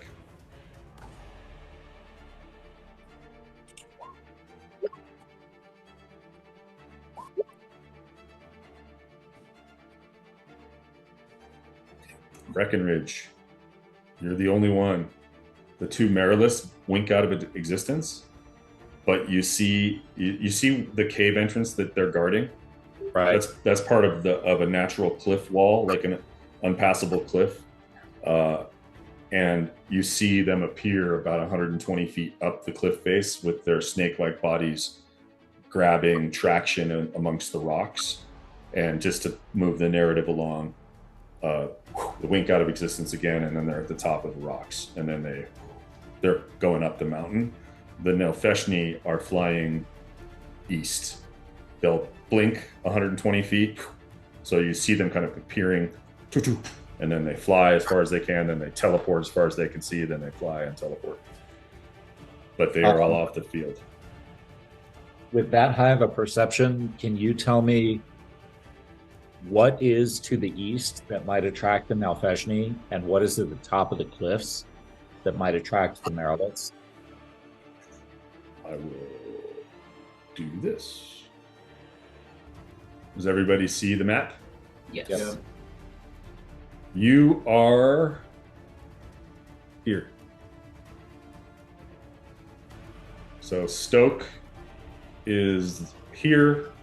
The Lake Trent is there. The old church is this is the old church where you found the sword of Lathander. Right. Here is a town called Harrow over here, and the farthest north settlement in all of Flamstead and for House Scribers is a place called Sutton. All right. Are we out of initiative now? Yeah, combat is over. The Glazebru that died and that you had all killed begin to dissolve, turning into like ash blowing in the wind, as their corporeal forms not native to the prime material plane begin to be drawn back into the abyss. So you all, it looks like some of the demons went north, and there are settlements to the north, and some of the demons went east. They could be threatening Stoke, or they could be threatening Haro. But we may have unleashed these demons on the island population. How did the demons get here? I mean, did they just were able to follow Lorraine and Mortem? I mean, who opened the? Wouldn't have somebody have to open a portal on this side first? Possible Granny would have. Say again? It's possible Granny Ursula would have. Yeah. Well, it's probably my fault because when we were taking the stairs, we were trying to get away from the shadow demons, and I found a doorway, and when I activated certain keys, it would open to the realm, the nightmares, based on the keys. And I chose the island not because I knew you guys were here, but because it just seemed like that was the least dangerous of the three that were left. Okay. Because the first one, of course, was Luna, where the werewolves were, and we weren't ready for that. We didn't have any winter clothing, the three of us. So I chose the island because I figured that would be the least dangerous at the time. And when we fell out of the portal, it was still open until it closed, and they may have seen our exact location because of that. So that is my fault for not. No, It's not your fault. Figure out the process of it. You didn't know. There was no way you could have known. Yeah. You needed to get out. We needed your help. So. I mean, there was a fireplace that would have been fine for me because I'm resistant to fire now, but Lorian would have turned into burnt toast.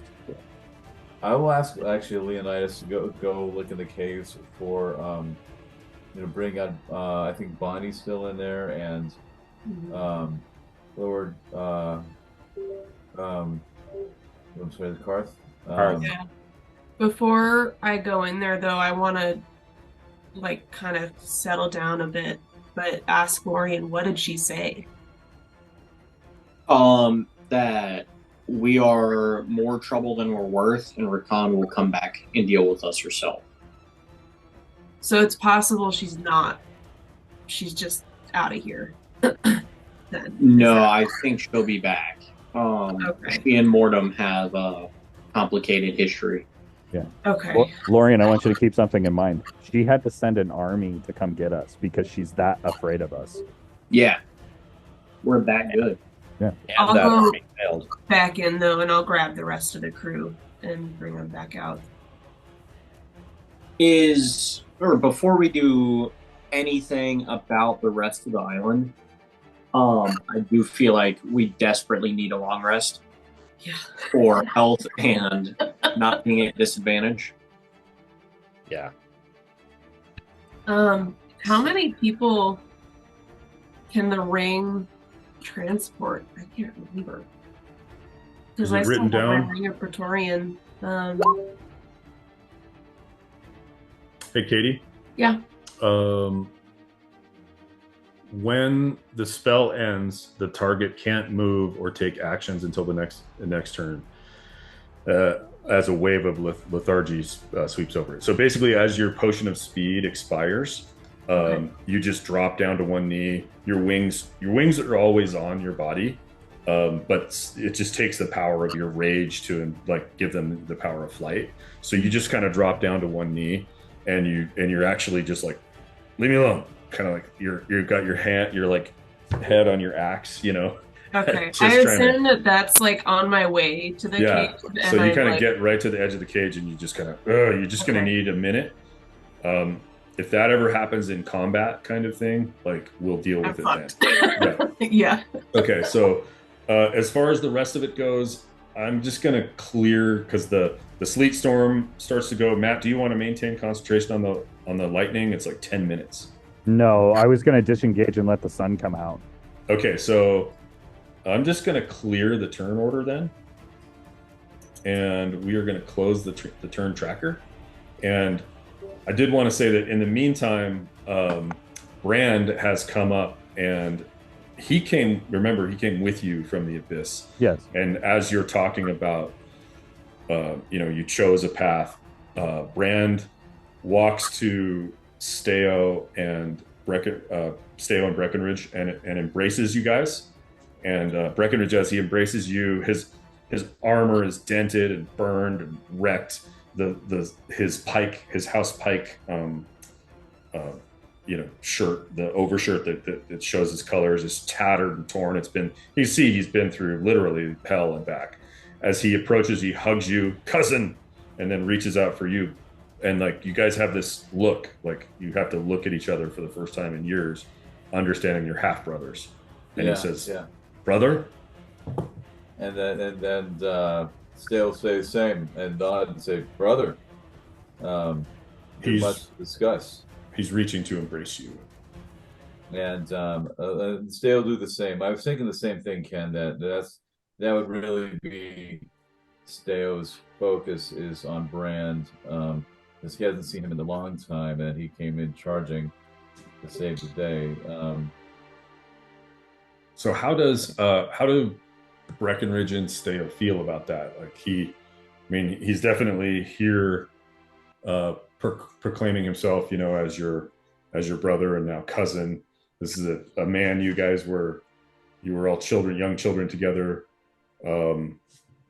Kind of a reunited moment. So I just want to give you guys some space to explore that with me shutting the hell up. Yeah, I think there's still some hesitancy. There's still some, questions. I think, at least from Steo's perspective, a lot of information has come at him really pretty quickly.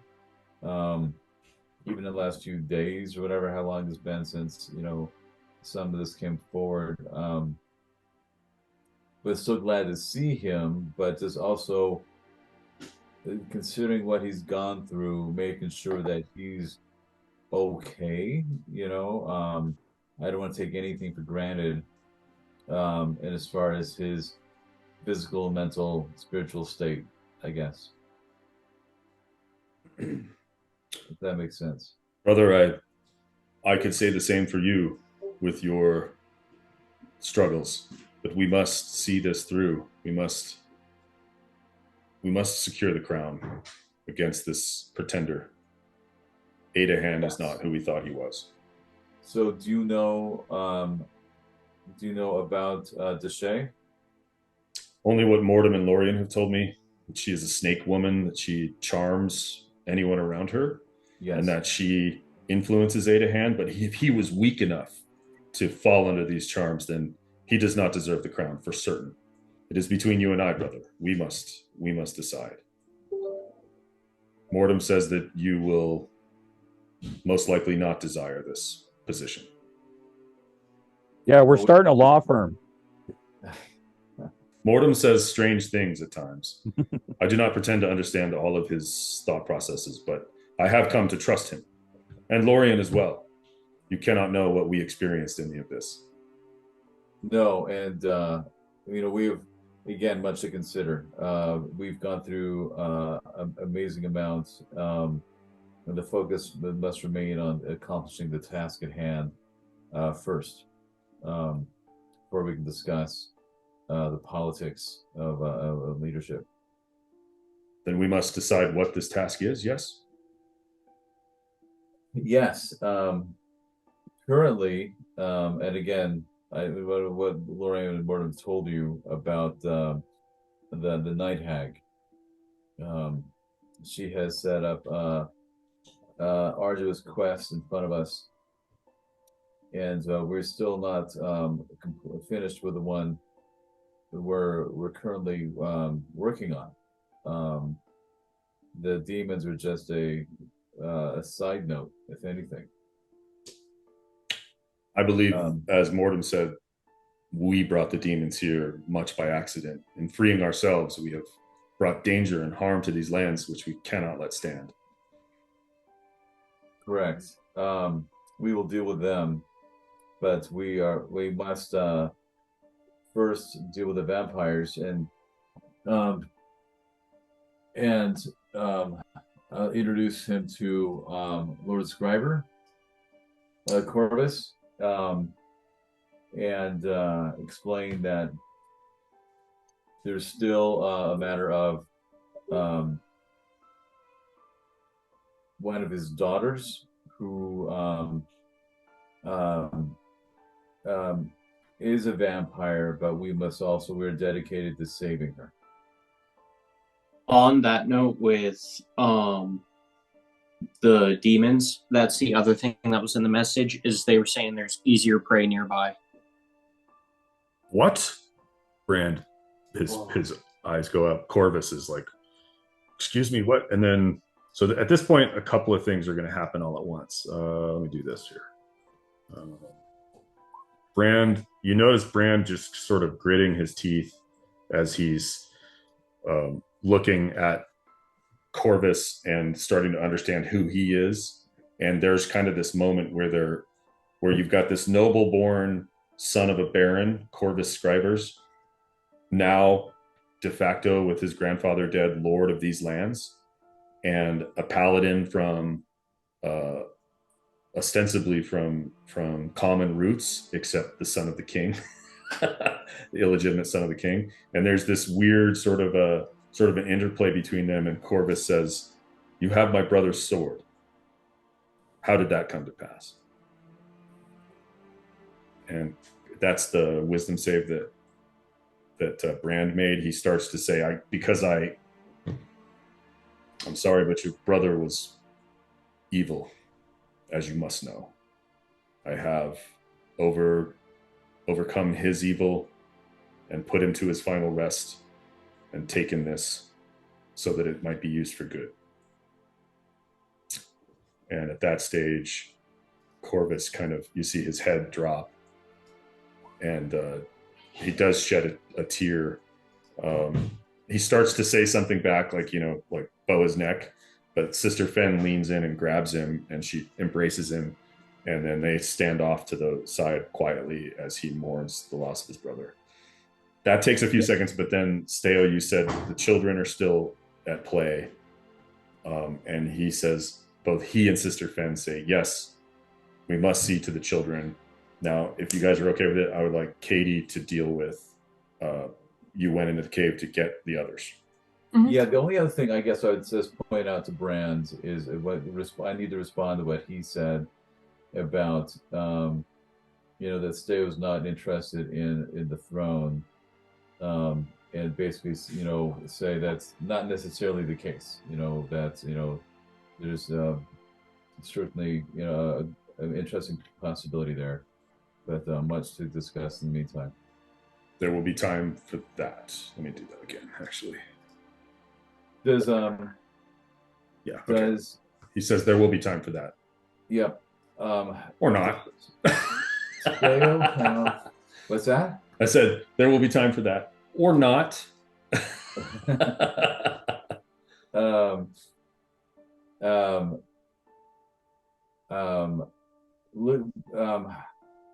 Recognizing they put it out there that Brand took the sword of the vampire and is using it, that's always kind of a cause for concern. Does Steo pick up on that? Yeah, you, the player, picked up on it, so Steo did as well. Hey, Katie, can you help me out here? Can you go to Moonshay, like where it says view Moonshay? Yeah. Can you do that for me? I'm there. I want to try to get you on a different map, and I can't remember how to do it. Oh, there you are. Okay, let me see if I can put you on the map I want to put you on. Okay. Can you see where you are in the vampire caves? Yes. Okay. Please feel free to explore around in there while this other stuff is happening on the beach. Okay. What's this? Oh, it's a disarmed spike trap that you guys okay. found a couple of adventures before. Okay, back on the beach. So yeah, you see him holding this massive two-handed sword. It's inscribed with symbols that are not necessarily of the good gods. Yeah, and I'll ask Corvus, how did his brother come upon this blade? He quested for it. It is as a vampire. It is Yes, after he was turned. he did. Yes, my father always preferred Craven to me, and between the two of them, they found many of these artifacts to pull off this plan.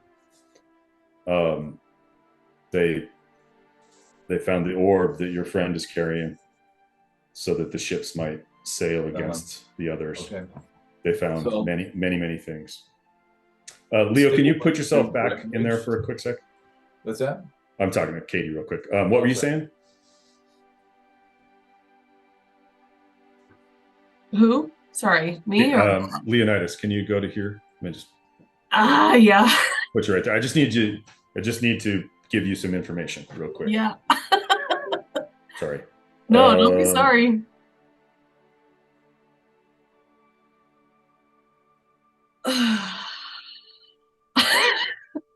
Okay, there. Okay. What were you saying, Stu? I'm sorry, trying to run too many things no, at once. just that he would look. Steo would look at Breckenridge, kind of make sure he's tracking, and say to Bran that, that is the most unholiest of weapons, you could be wielding as a paladin. I must ask you to relieve yourself of that before it turns you or becomes more of a detriment than any kind of thing that could help. He puts his hand on your shoulder. Brother, you've underestimated me my whole life, but trust me, Lathander guides my way. This paltry tool will become mine in time, as will everything I set my sights upon.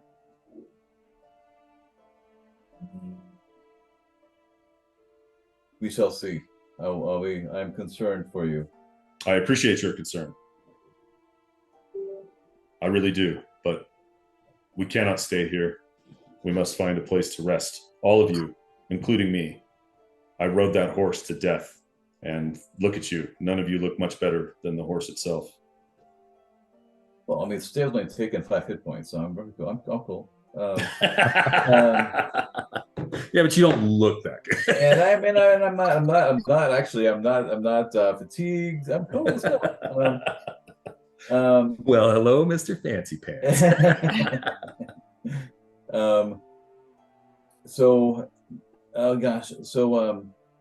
I guess that's part of the question for you, Ken. So we left the castle. We destroyed the extra coffin, but we still have to find the daughter and his and the mother, Katerina, to kind of close up this, and of course probably fight the hag at least one more time, right? And then of course we got demons to chase down. Do we have time for a long rest? We are going to die if we don't get a long rest. We have got to be able to replenish our abilities almost whatever the cost. I was just getting ready to suggest we need to find a place to heal. Several of our party members are badly injured. Yeah. Okay. While you're having that conversation, Katie, what did you do with the tattoo? So, can I explain to you my text? Steo has a tattoo? Yeah, okay, go ahead. Like what I do from as soon as I see what's in there. Mm-hmm. So, I see what happened or what appears to have happened. Immediately, Papa Bear, he's gentle and calm, and he takes her out of the room without the violence. And I give her Stoffel's tincture. Can you please roll dice? Yes. Hang on a second.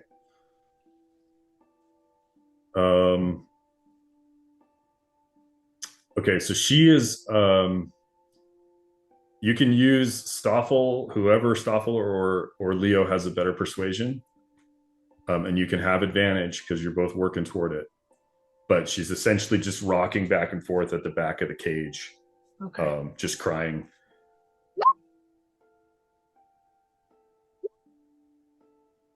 Okay, that'll do it. As you climb in and grab her, and she climbs onto you, and she's just crying on your shoulder, and she's saying, she said, I'll make a good sea hag. What did she mean? Help me. And then And she I just like, am holding her. Just okay. and And I'm then it's okay. And I'm taking her out. Stoffel kind of starts to rub the tincture on her hands and her face, and she falls asleep. Yeah. Okay. And then I alert Steo with the tattoo. Karth is dead. Bonnie is gone. You've got to role play this, you guys. Katie, I'm going to move you back with the group. And Leonidas comes. And I'm hustling. I'm out of the cave, out of the vampire cave with Lyra in his arms. Obviously, Corvus and Sister Fen react with a scream, and they run toward you.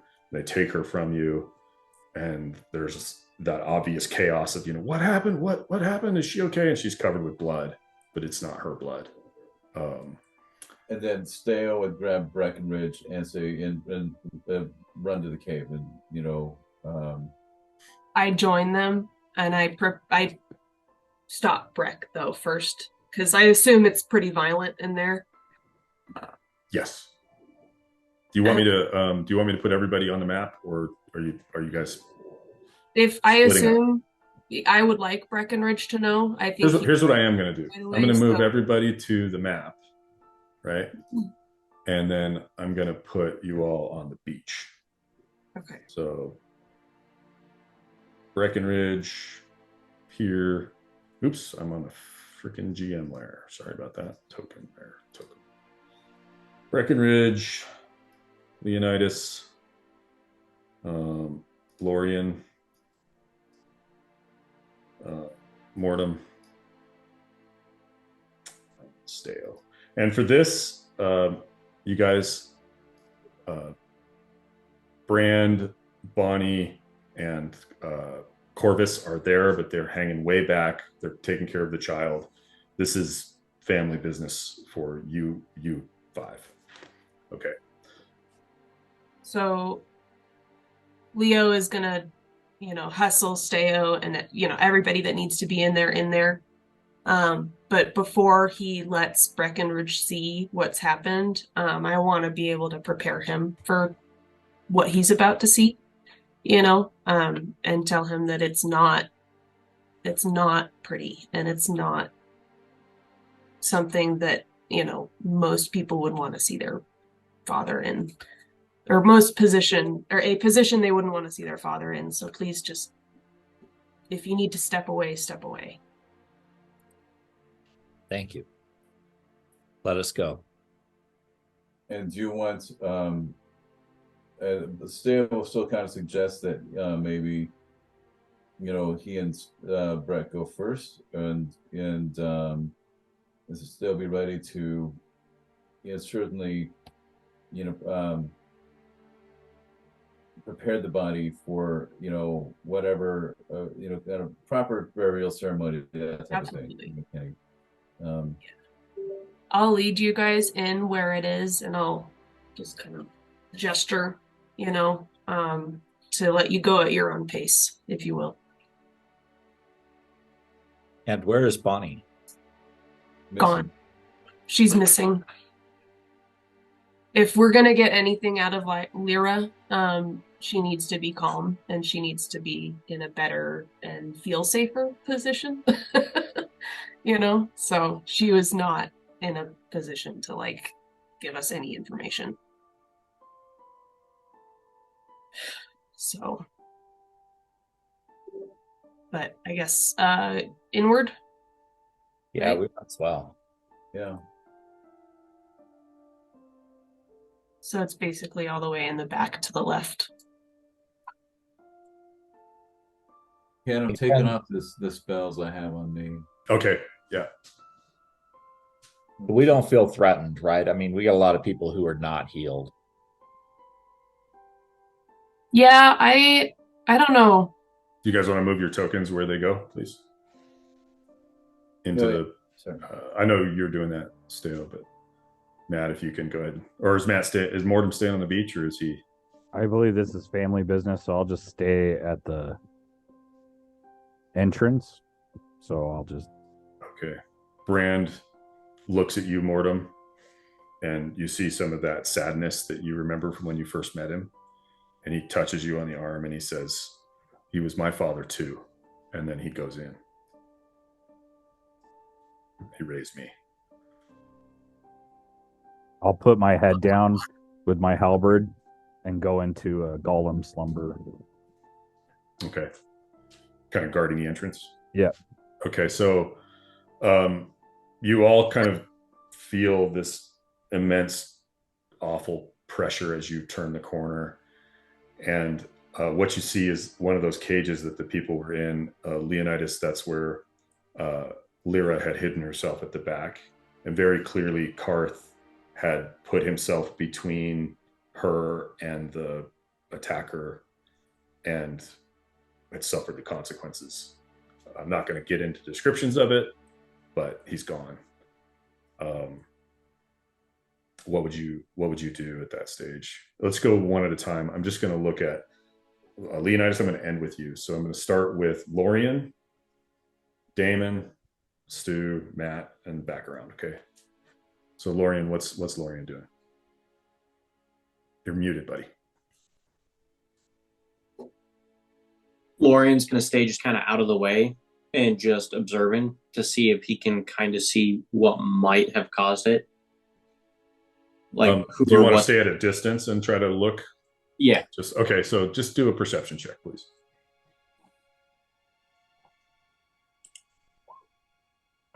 Okay, we're going to get back around to you next turn, but you do see something that catches your attention. Breckenridge, what are you doing? So I picture him just kind of going up to the body, also looking around. I mean, it is an emotional moment, but this is a professional warrior as well. So he's alert to threats and the environment around him too. And look around, see if maybe there's a blanket. Look around for Brand as well. And Steo, because these are both family members. But otherwise, just kind of contemplate the past. Okay. Since you said it, Brand kind of comes in and stands sort of here on the opposite side of the cage. He puts his hand on the cage where Karth's kind of spread across the top with his arms spread, and Brand sort of touches his finger and he just puts his head down and he starts praying. Steo. Okay, Steo go in as well, and walk in by next to Breckenridge, and just really take in the state of Lord Karth, and partly it's I want to support the Brack, obviously, but also like put on my investigator hat a little bit too and see, what the wounds look like. Could we determine was this done by the night hag herself or something else? I'm assuming it's the night hag, but I also know better to assume. I'm not going to make you roll an investigation on this because it appears to be bludgeoning, like from a staff, but one of his wounds is definitely like a clawed hand of like a hag.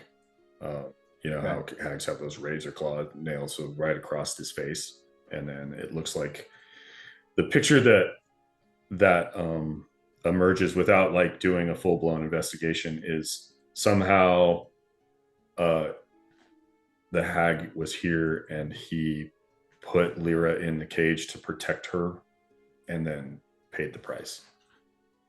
Okay. But And Steo will. I'm sorry, is he on the cage or is he on the ground? he is draped across the top of the cage. So like imagine the cage has a door it's like 4 feet tall. It's not tall enough for you to stand up inside of as an adult. Right. So but like imagine the door like slammed shut, and it looks like he maybe like pushed the child in and then slammed the door shut and blocked it with his body, or immediately started to be attacked at that stage. And he just was no match for his opponent. What Breckenridge, if I may, and I'll signal the brand, let's, take him off the cage, lay him down gently, on the ground, and cover him if there's I don't have a sheet, or a blanket, or if there's use my robe to cover him, just be respectful, and ask if Breckenridge wants to be alone, with him. And then I can cast a bless spell, on Lord Karth, on the body, and Breckenridge. Yeah. And just kind of go with that, if you will. I'm really not sure exactly, but you kind of see where I'm going with this. Yeah. Yeah, let's concentrate on getting him covered up. I mean, this is not really a living area, but it's a populated area, so one would assume there's stuff kind of covering. Yeah. Maybe lay him on the table if he fits. One thing, Ken, is pick up the signet ring and the scroll of pedigree. Okay. So that Breckenridge has those.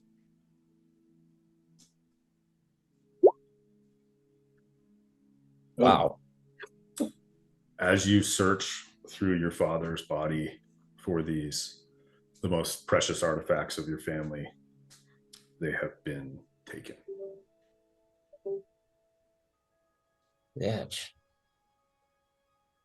I was afraid you were going to say that. So was I. Okay. Roll a wisdom saving throw.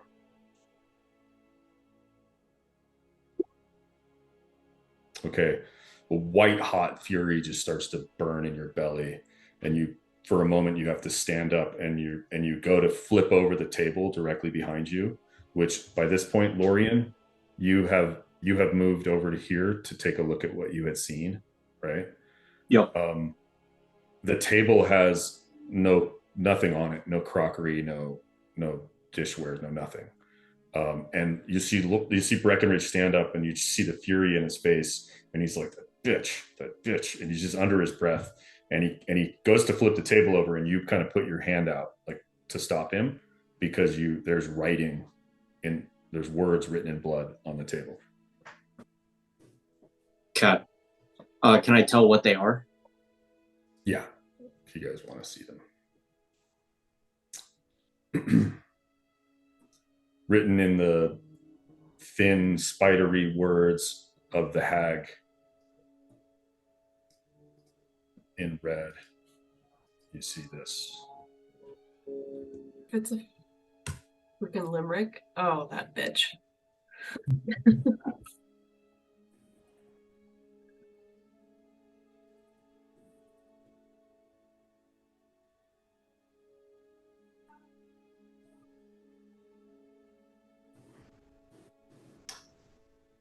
Would someone read it out loud, please? Probably Lorian. All that sticks is not glue. Attachments can make you blue. Demons ignore your plead and exploit your greed. How did the abyss attune to you? So, does that mean there's an imprint on Mortem and I from our time in the abyss? Rand Where is standing there as well and says, interesting, but she lies.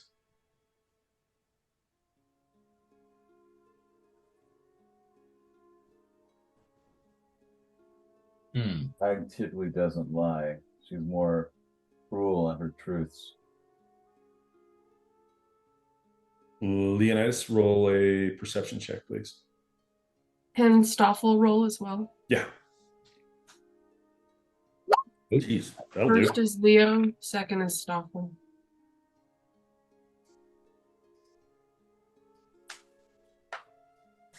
You see directly ahead of you, Leonidas, on the wall here, more bloody writing. Here. Directly ahead of where you are. So like right here. And do you walk over there and read it? Yes, I missed where you pinged again. I'm sorry. Oh, you know why? Because I'm on the wrong layer as usual. Oh, oh okay. Thank you. Direct, yeah. So you're just kind of turned your back to the whole, sad affair, and then I would like to read it. When the gods answer you call, they help you to give it your all, but power goes both ways. We will see the end of days. With you, how many realms will fall? And at the bottom of the words is a drawing of the golem. Oh, Like of what? Of the golem. Of the golem. I wonder if, because I attuned to the daggers, because I took them since they were cool, I wonder if that's how they were able to find us.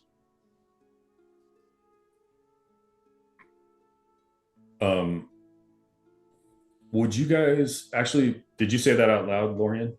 Yeah. Would you guys open the spreadsheet that has your attuned items on it? Yes. Okay.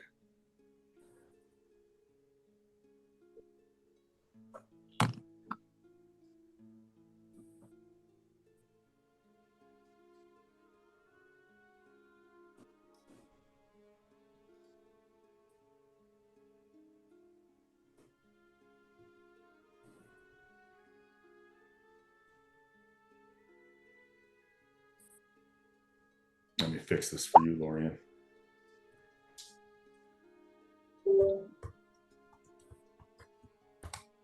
Okay.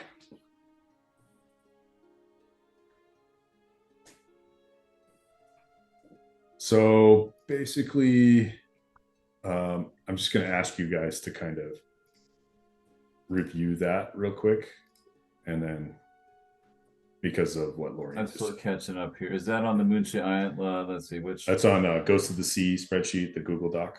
Okay. The attuned Google items? Doc. I'm sorry, I was looking at spreadsheet. Yeah, there's a I'm going to try to make this less confusing. So is it this Google sheet or is it spreadsheet? Or it's the Google Doc or the Google sheet, and it's the same one you have experience and treasure and everything on. Okay, yeah. I just sent the link in the. Thank you, Katie.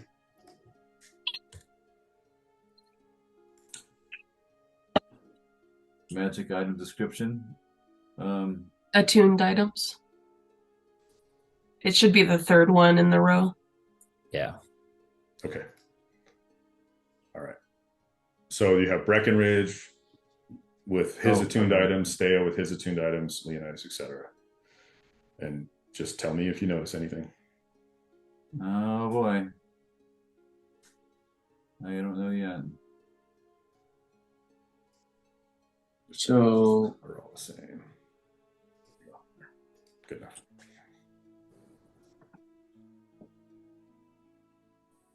Is this accurate for everybody? I believe so. Because I don't think the Steo doesn't have that pearl of power anymore. What did you change it with? I gave it to Katarina. Oh, okay. Thank you. So and I the gypsy card. The gypsy card is for the alert feat, right? And you still have the alert feat. So Okay. You are attuned to it. It's more of a, it's almost like within you now. So, but you are attuned to it. So, Steo, do you have a third attuned item? Let me go back to my character sheet. Okay. Do I have to be attuned to that griffin? I don't think so. Nope. You just have to say the command word. Maybe, and then we said that we didn't have to be attuned to the tattoo anymore. Correct. Yeah, it's like a sending stone. So I don't think I am. I have a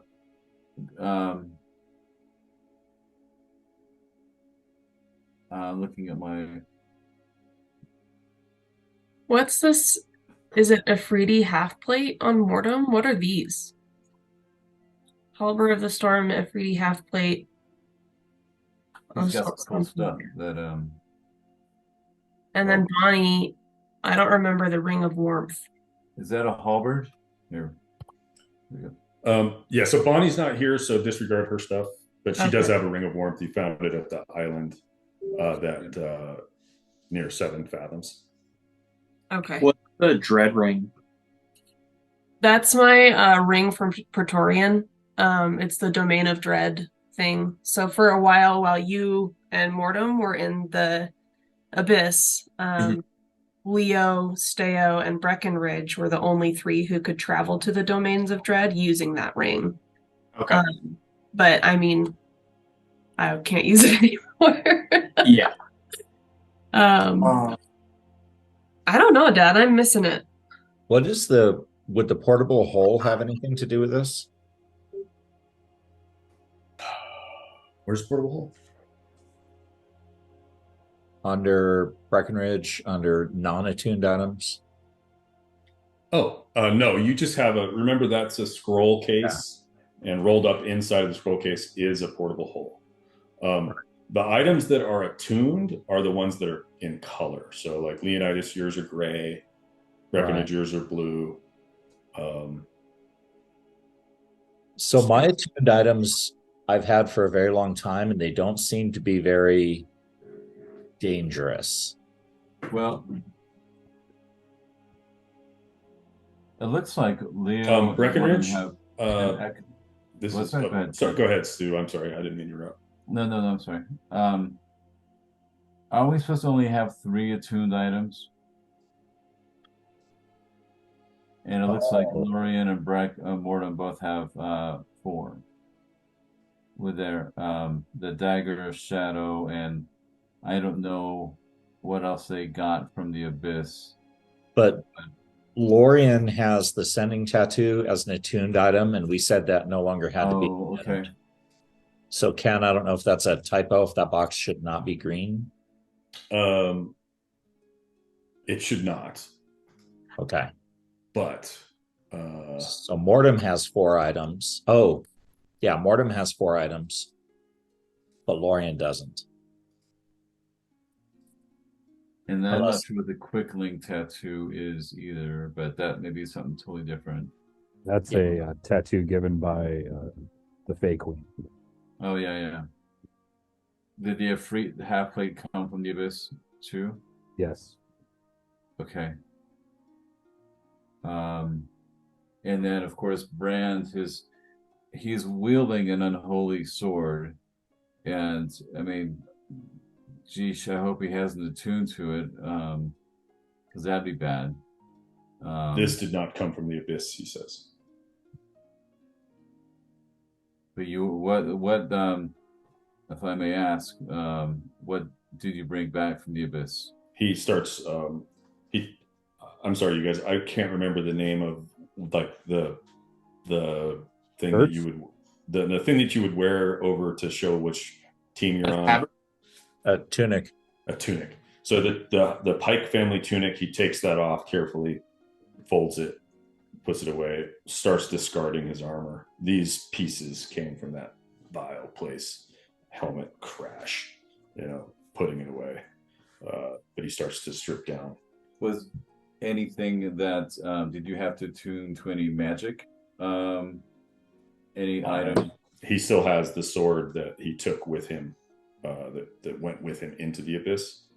But he says this was my sword before then, and it's a long sword. Is that longsword of? I mean, I think that's fine. Is it longsword magical? It is, yes. It's a high quality item. That's good. Have you attuned to your current blade? I have, and it is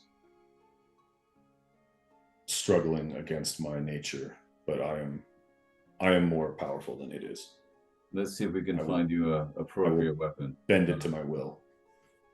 But you're putting the aim at me when I think Lorian was more right of it. I'm just looking at all options.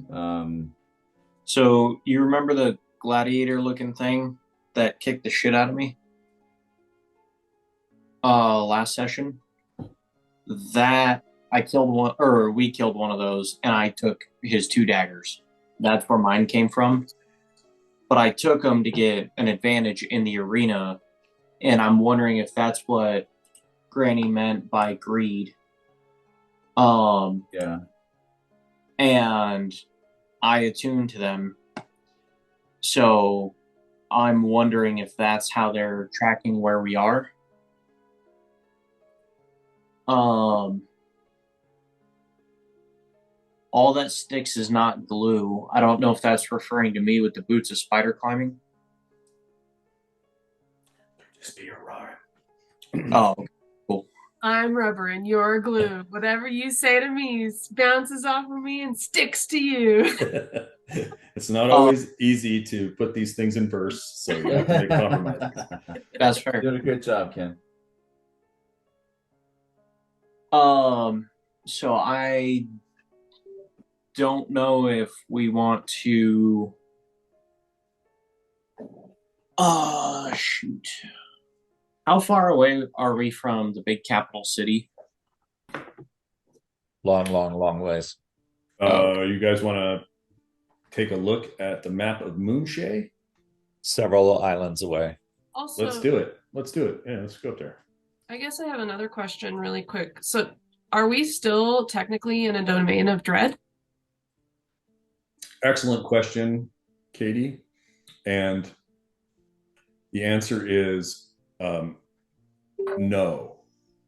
When you broke the last coffin, when you destroyed the last coffin, the Baron's coffin, right? You felt as if the domain of dread itself has started to. It didn't really shatter like the last one. It's more like dissolving, and you could see that while you were outside on the beach as the sun was kind of crackling through the clouds, and there was a little bit of daylight, shafts of sunlight, but the lands are still cursed. And now they're cursed by both vampires that are still running around and demons. At least there's sunshine. Flamstead is not the vacation paradise it used to be. You all see Flamstead there? Like, yeah, that's where you are. And I think you're talking about Carador, the capital city. Yep. That's right there. In the Okay. center of the biggest lake. Well, home, Pike's Point is further northeast to that. I'll be right back. Do we know of anybody with powerful enough magic to either break whatever they're using to track these daggers, or I don't know. No. I mean, that'd be pretty powerful. They basically could scry them, be able to hide them that way would take, I would believe, some pretty powerful magic. Yeah, I'm at a loss for right now. I mean, are these daggers worth that trouble? They give me some pretty neat abilities, but if I can find magical weapons to replace them, I'd be willing to get rid of them.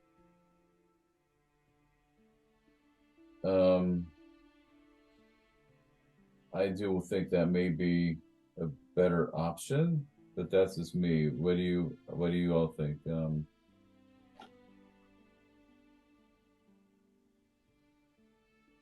Yeah, we're asking him to give up his primary weapons, and we don't have any way of replacing them right now.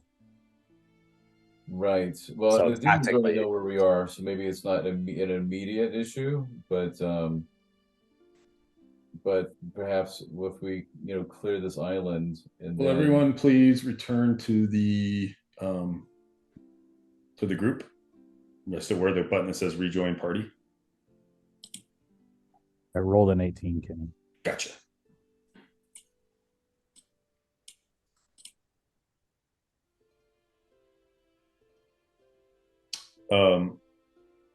As you remove the armor, struggling out of it, and you push it against the wall, and it's fighting against your efforts to remove it. You press it against the cave wall, trying to get it to let go of you, and you cast Remove Curse. You take 33 points of fire damage, doubled. So you take 66 points of fire damage. You scream out, and you get slammed against the cave wall. And when you hit the ground, the armor's back on, as if you never removed it. Everyone hears a horrifying scream from the cave entrance. I think Lorian would probably rush over there to see. Did that drop you to 1 hit point? Yes. It killed me, and because of my ability, I'm okay. Your reborn status. You went to 0 and then right back to 1. Yeah. Roll an Arcana. You're not concentrating on any spells anymore, no. Right? I wasn't on anything. Okay. Gotcha. Oh, perfect, Matt. You believe. Actually, I'm gonna let you guys role play this. So, Lorian, you're hustling over there. I think we all probably are. Okay, you can all move yourselves down there.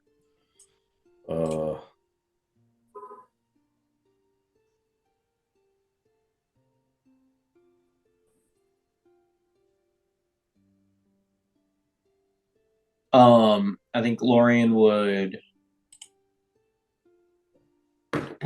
You approach, you approach and you see Mortem on his hands and knees, his forehead in the sand itself, like sweat and blood dripping down his face into little puddles, and his hands are like smoking. The armor that he was wearing is sizzling, and there's a smell of cooked flesh as you approach. Okay. And he's just kind of groaning. I think Lorian would instantly cast Cure Wounds. How many spell slots you got left? This is my final one. Okay. The Beacon of Hope is gone by this point, so just roll it, please. Okay.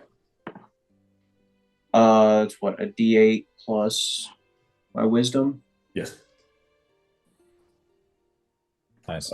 So 4 points of healing. Because remember, Mortem only gets half healing from everything. So you get 4 hit points back. Wait. Yeah, you're at 5. Breckenridge is checking the beach to figure out what attacked him. You see nothing. You see Mortem's halberd laying in the sand a few feet away. A little bit of lightning kind of crackles across the surface of it, but there's just a red, like a soot stain in this, like a fire burned in this cave entrance for a second, and his armor's actually kind of sizzling, half plate. Dude, who fireballed you? This is my doing. This is my fault. I am the beacon that they latch to. The armor cannot come off here. I have to go back to the abyss. Leo's just gonna start taking the armor off again. And I'll bat him away. And just get away from me. Move. And I'll just start stumbling away. I'm gonna restrain him because he's at 1 hit point. However, we gotta talk this out before. No, we gotta talk it out. Let's have an opposed athletics, please. Try me.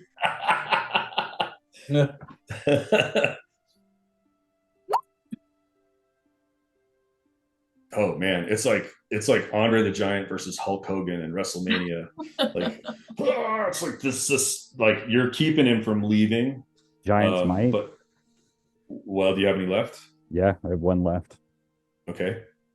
You can use your Giant's Might I am. and gain advantage on the next one. Okay, as you're holding on to him, Leonidas, he kind of like expands in size, and now he is a large creature. So you can still grapple with him, but he will have advantage on his athletics checks. The rest of you can do something as these two are grappling for dominance. And Leo, just to be clear, Leo is not like, you're going to stay here or whatever. Like, he's kind of like, no, we can't like separate right now. We're not in a position to do this. Like, we have too much going on, and he's kind of having a panic attack.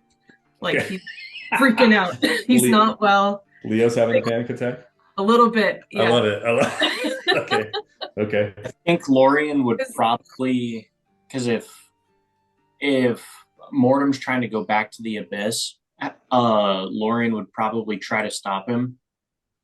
So like he just got you guys back too. Like, so Leo he's got a family now, and he doesn't want to break it up again. So I'm gonna, in a non-lethal way, make that very clear. Come up with a rock behind Mortem and hit him in the back of the head as a sneak attack. Okay. Or actually, I'll do. Let's roll initiative between you. Actually, let's just roll initiative for the whole group. Let me get the initiative tracker going, you guys. Okay, and I should get the assassinate advantage on it too. Oh yeah.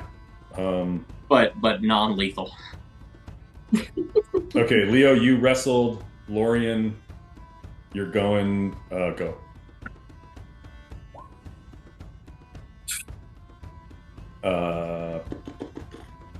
Actually, I'm just saying, Lauren, make an attack. Oh, okay, cool.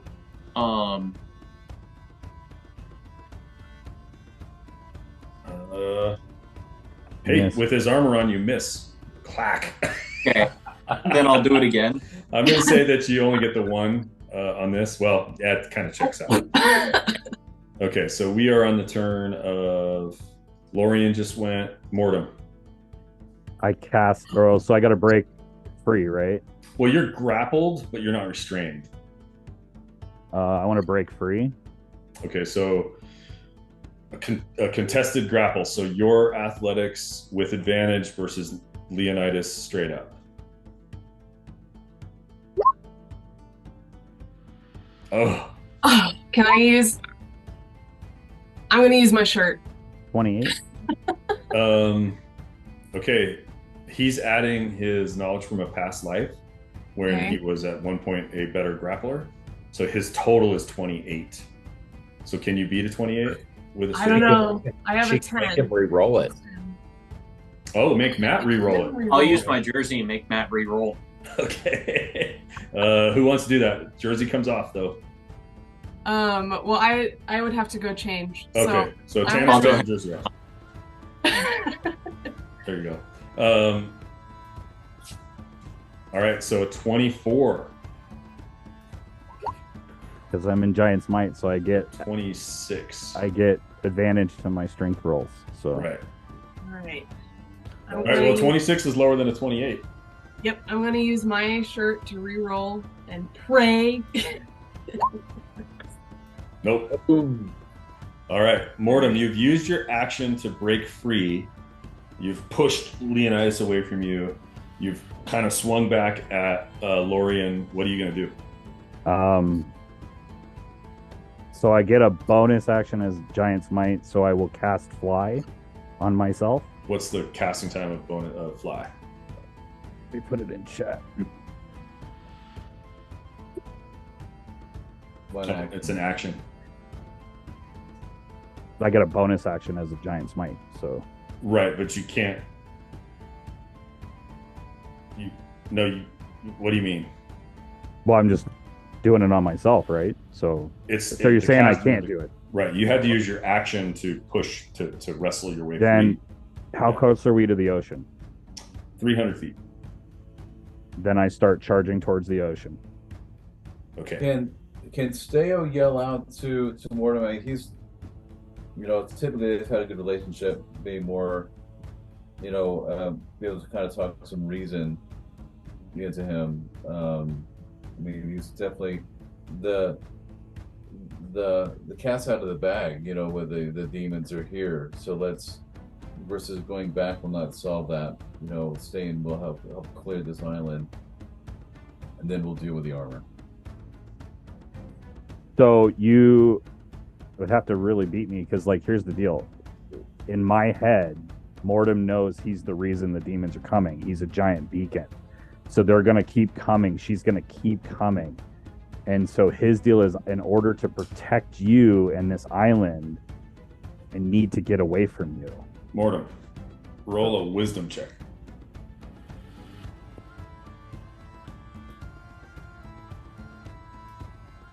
Now you're going to roll crap?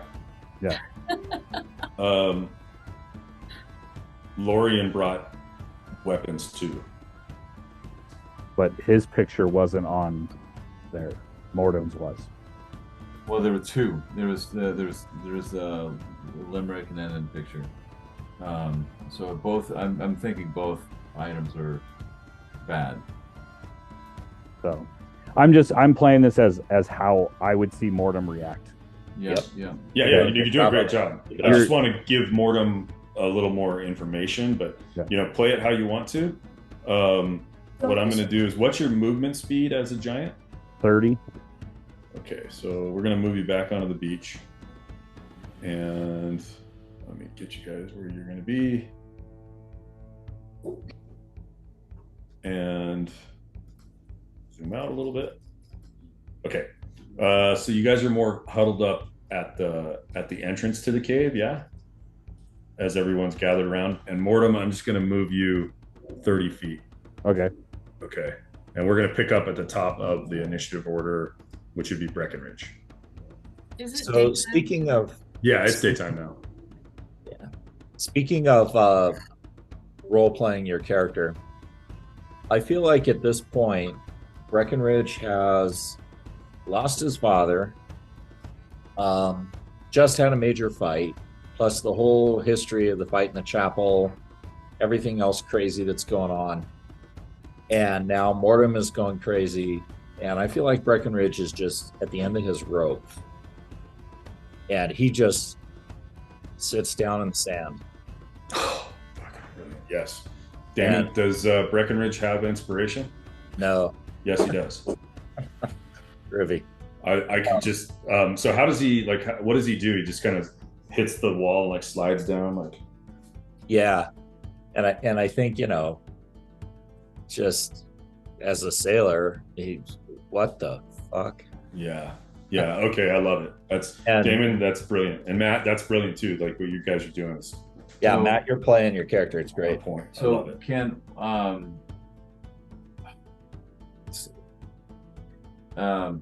I mean, Steo was kind of hanging back, dealing with Lord Karth. He comes out, and Mortem he's freaking out and starts bolting. So he's gonna sprint after Mortem. Okay. And I am running up as fast as I can with this giant, and I want to cast. I don't know if it'll even work. I'm kind of grasping this wrong. Lesser restoration, and can kind of cure the afflicted. And if he's got like this kind of panicky sense to him, I'm hoping that this may. Okay, mark off the spell slot. So move yourself. Touch. So move yourself just behind him, and you just reach out and you try to restore him, just brushing up against him. And roll a religion. Let me change back to my list.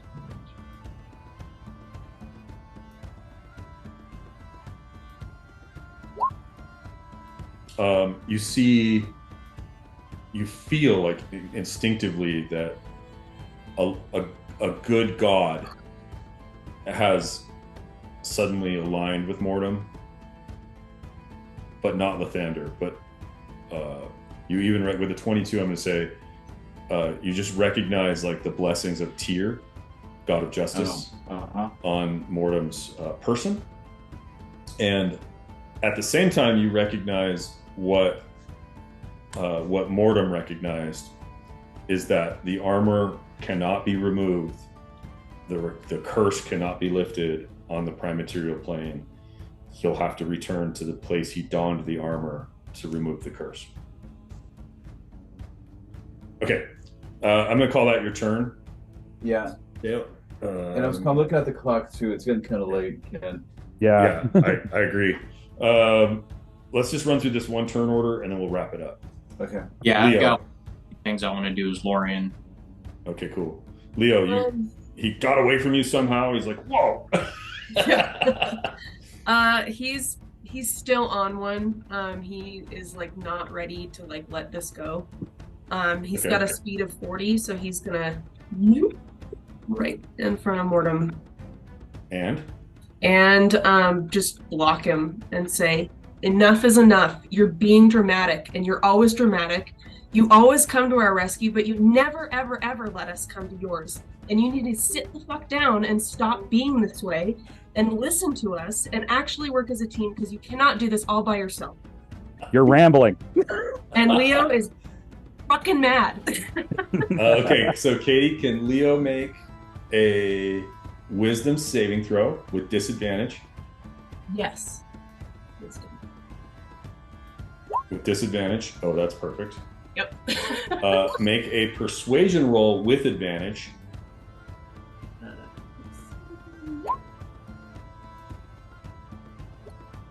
Oh. Nice. Matt, Mortem, you hear the words from Leo, and for the first time in his life, you see like tears forming in Leonidas's eyes that are turning to frost with his silver dragon ancestry, and they're actually falling as little tiny ice cubes.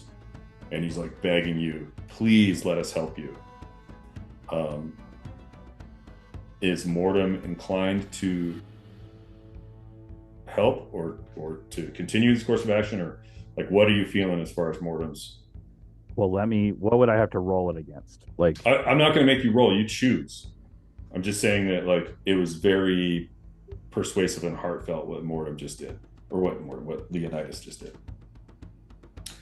You don't have to make an opposed roll. I don't believe in that. Like, I don't believe in making you make your character do something because somebody rolled something. So if Mortem sees that tugs at him, of course, and he'll drop to his knees and start slamming the ground as hard as he can. Okay. Just fits of anger, the first time he's ever had anger.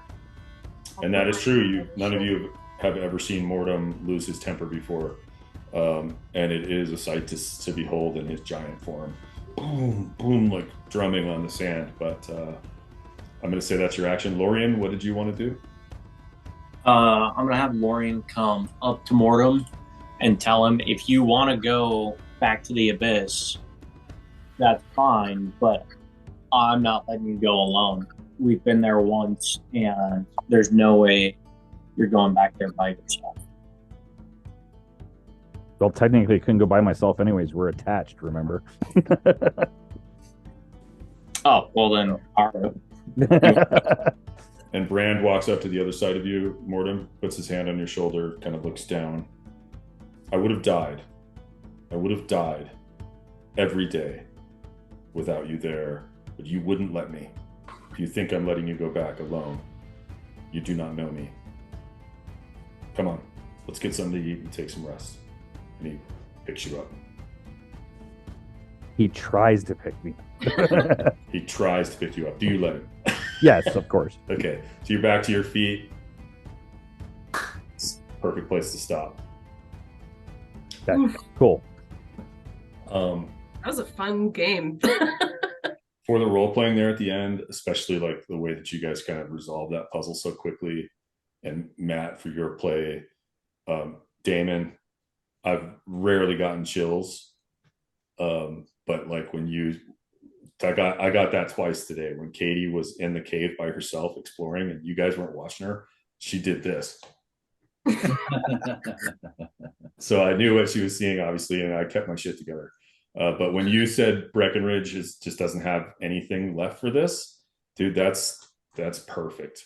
Lorian, you put it together very, very quickly. What's going on with your daggers? So super well done. And then the way that just tumbled into like that whole scene, I am just so pleased. I could not be happier. So thank you guys so much.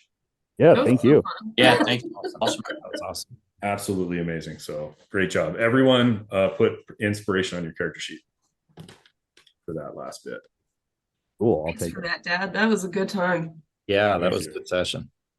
And yeah, I'm sorry about about it, but I feel like it tracks. It makes sense.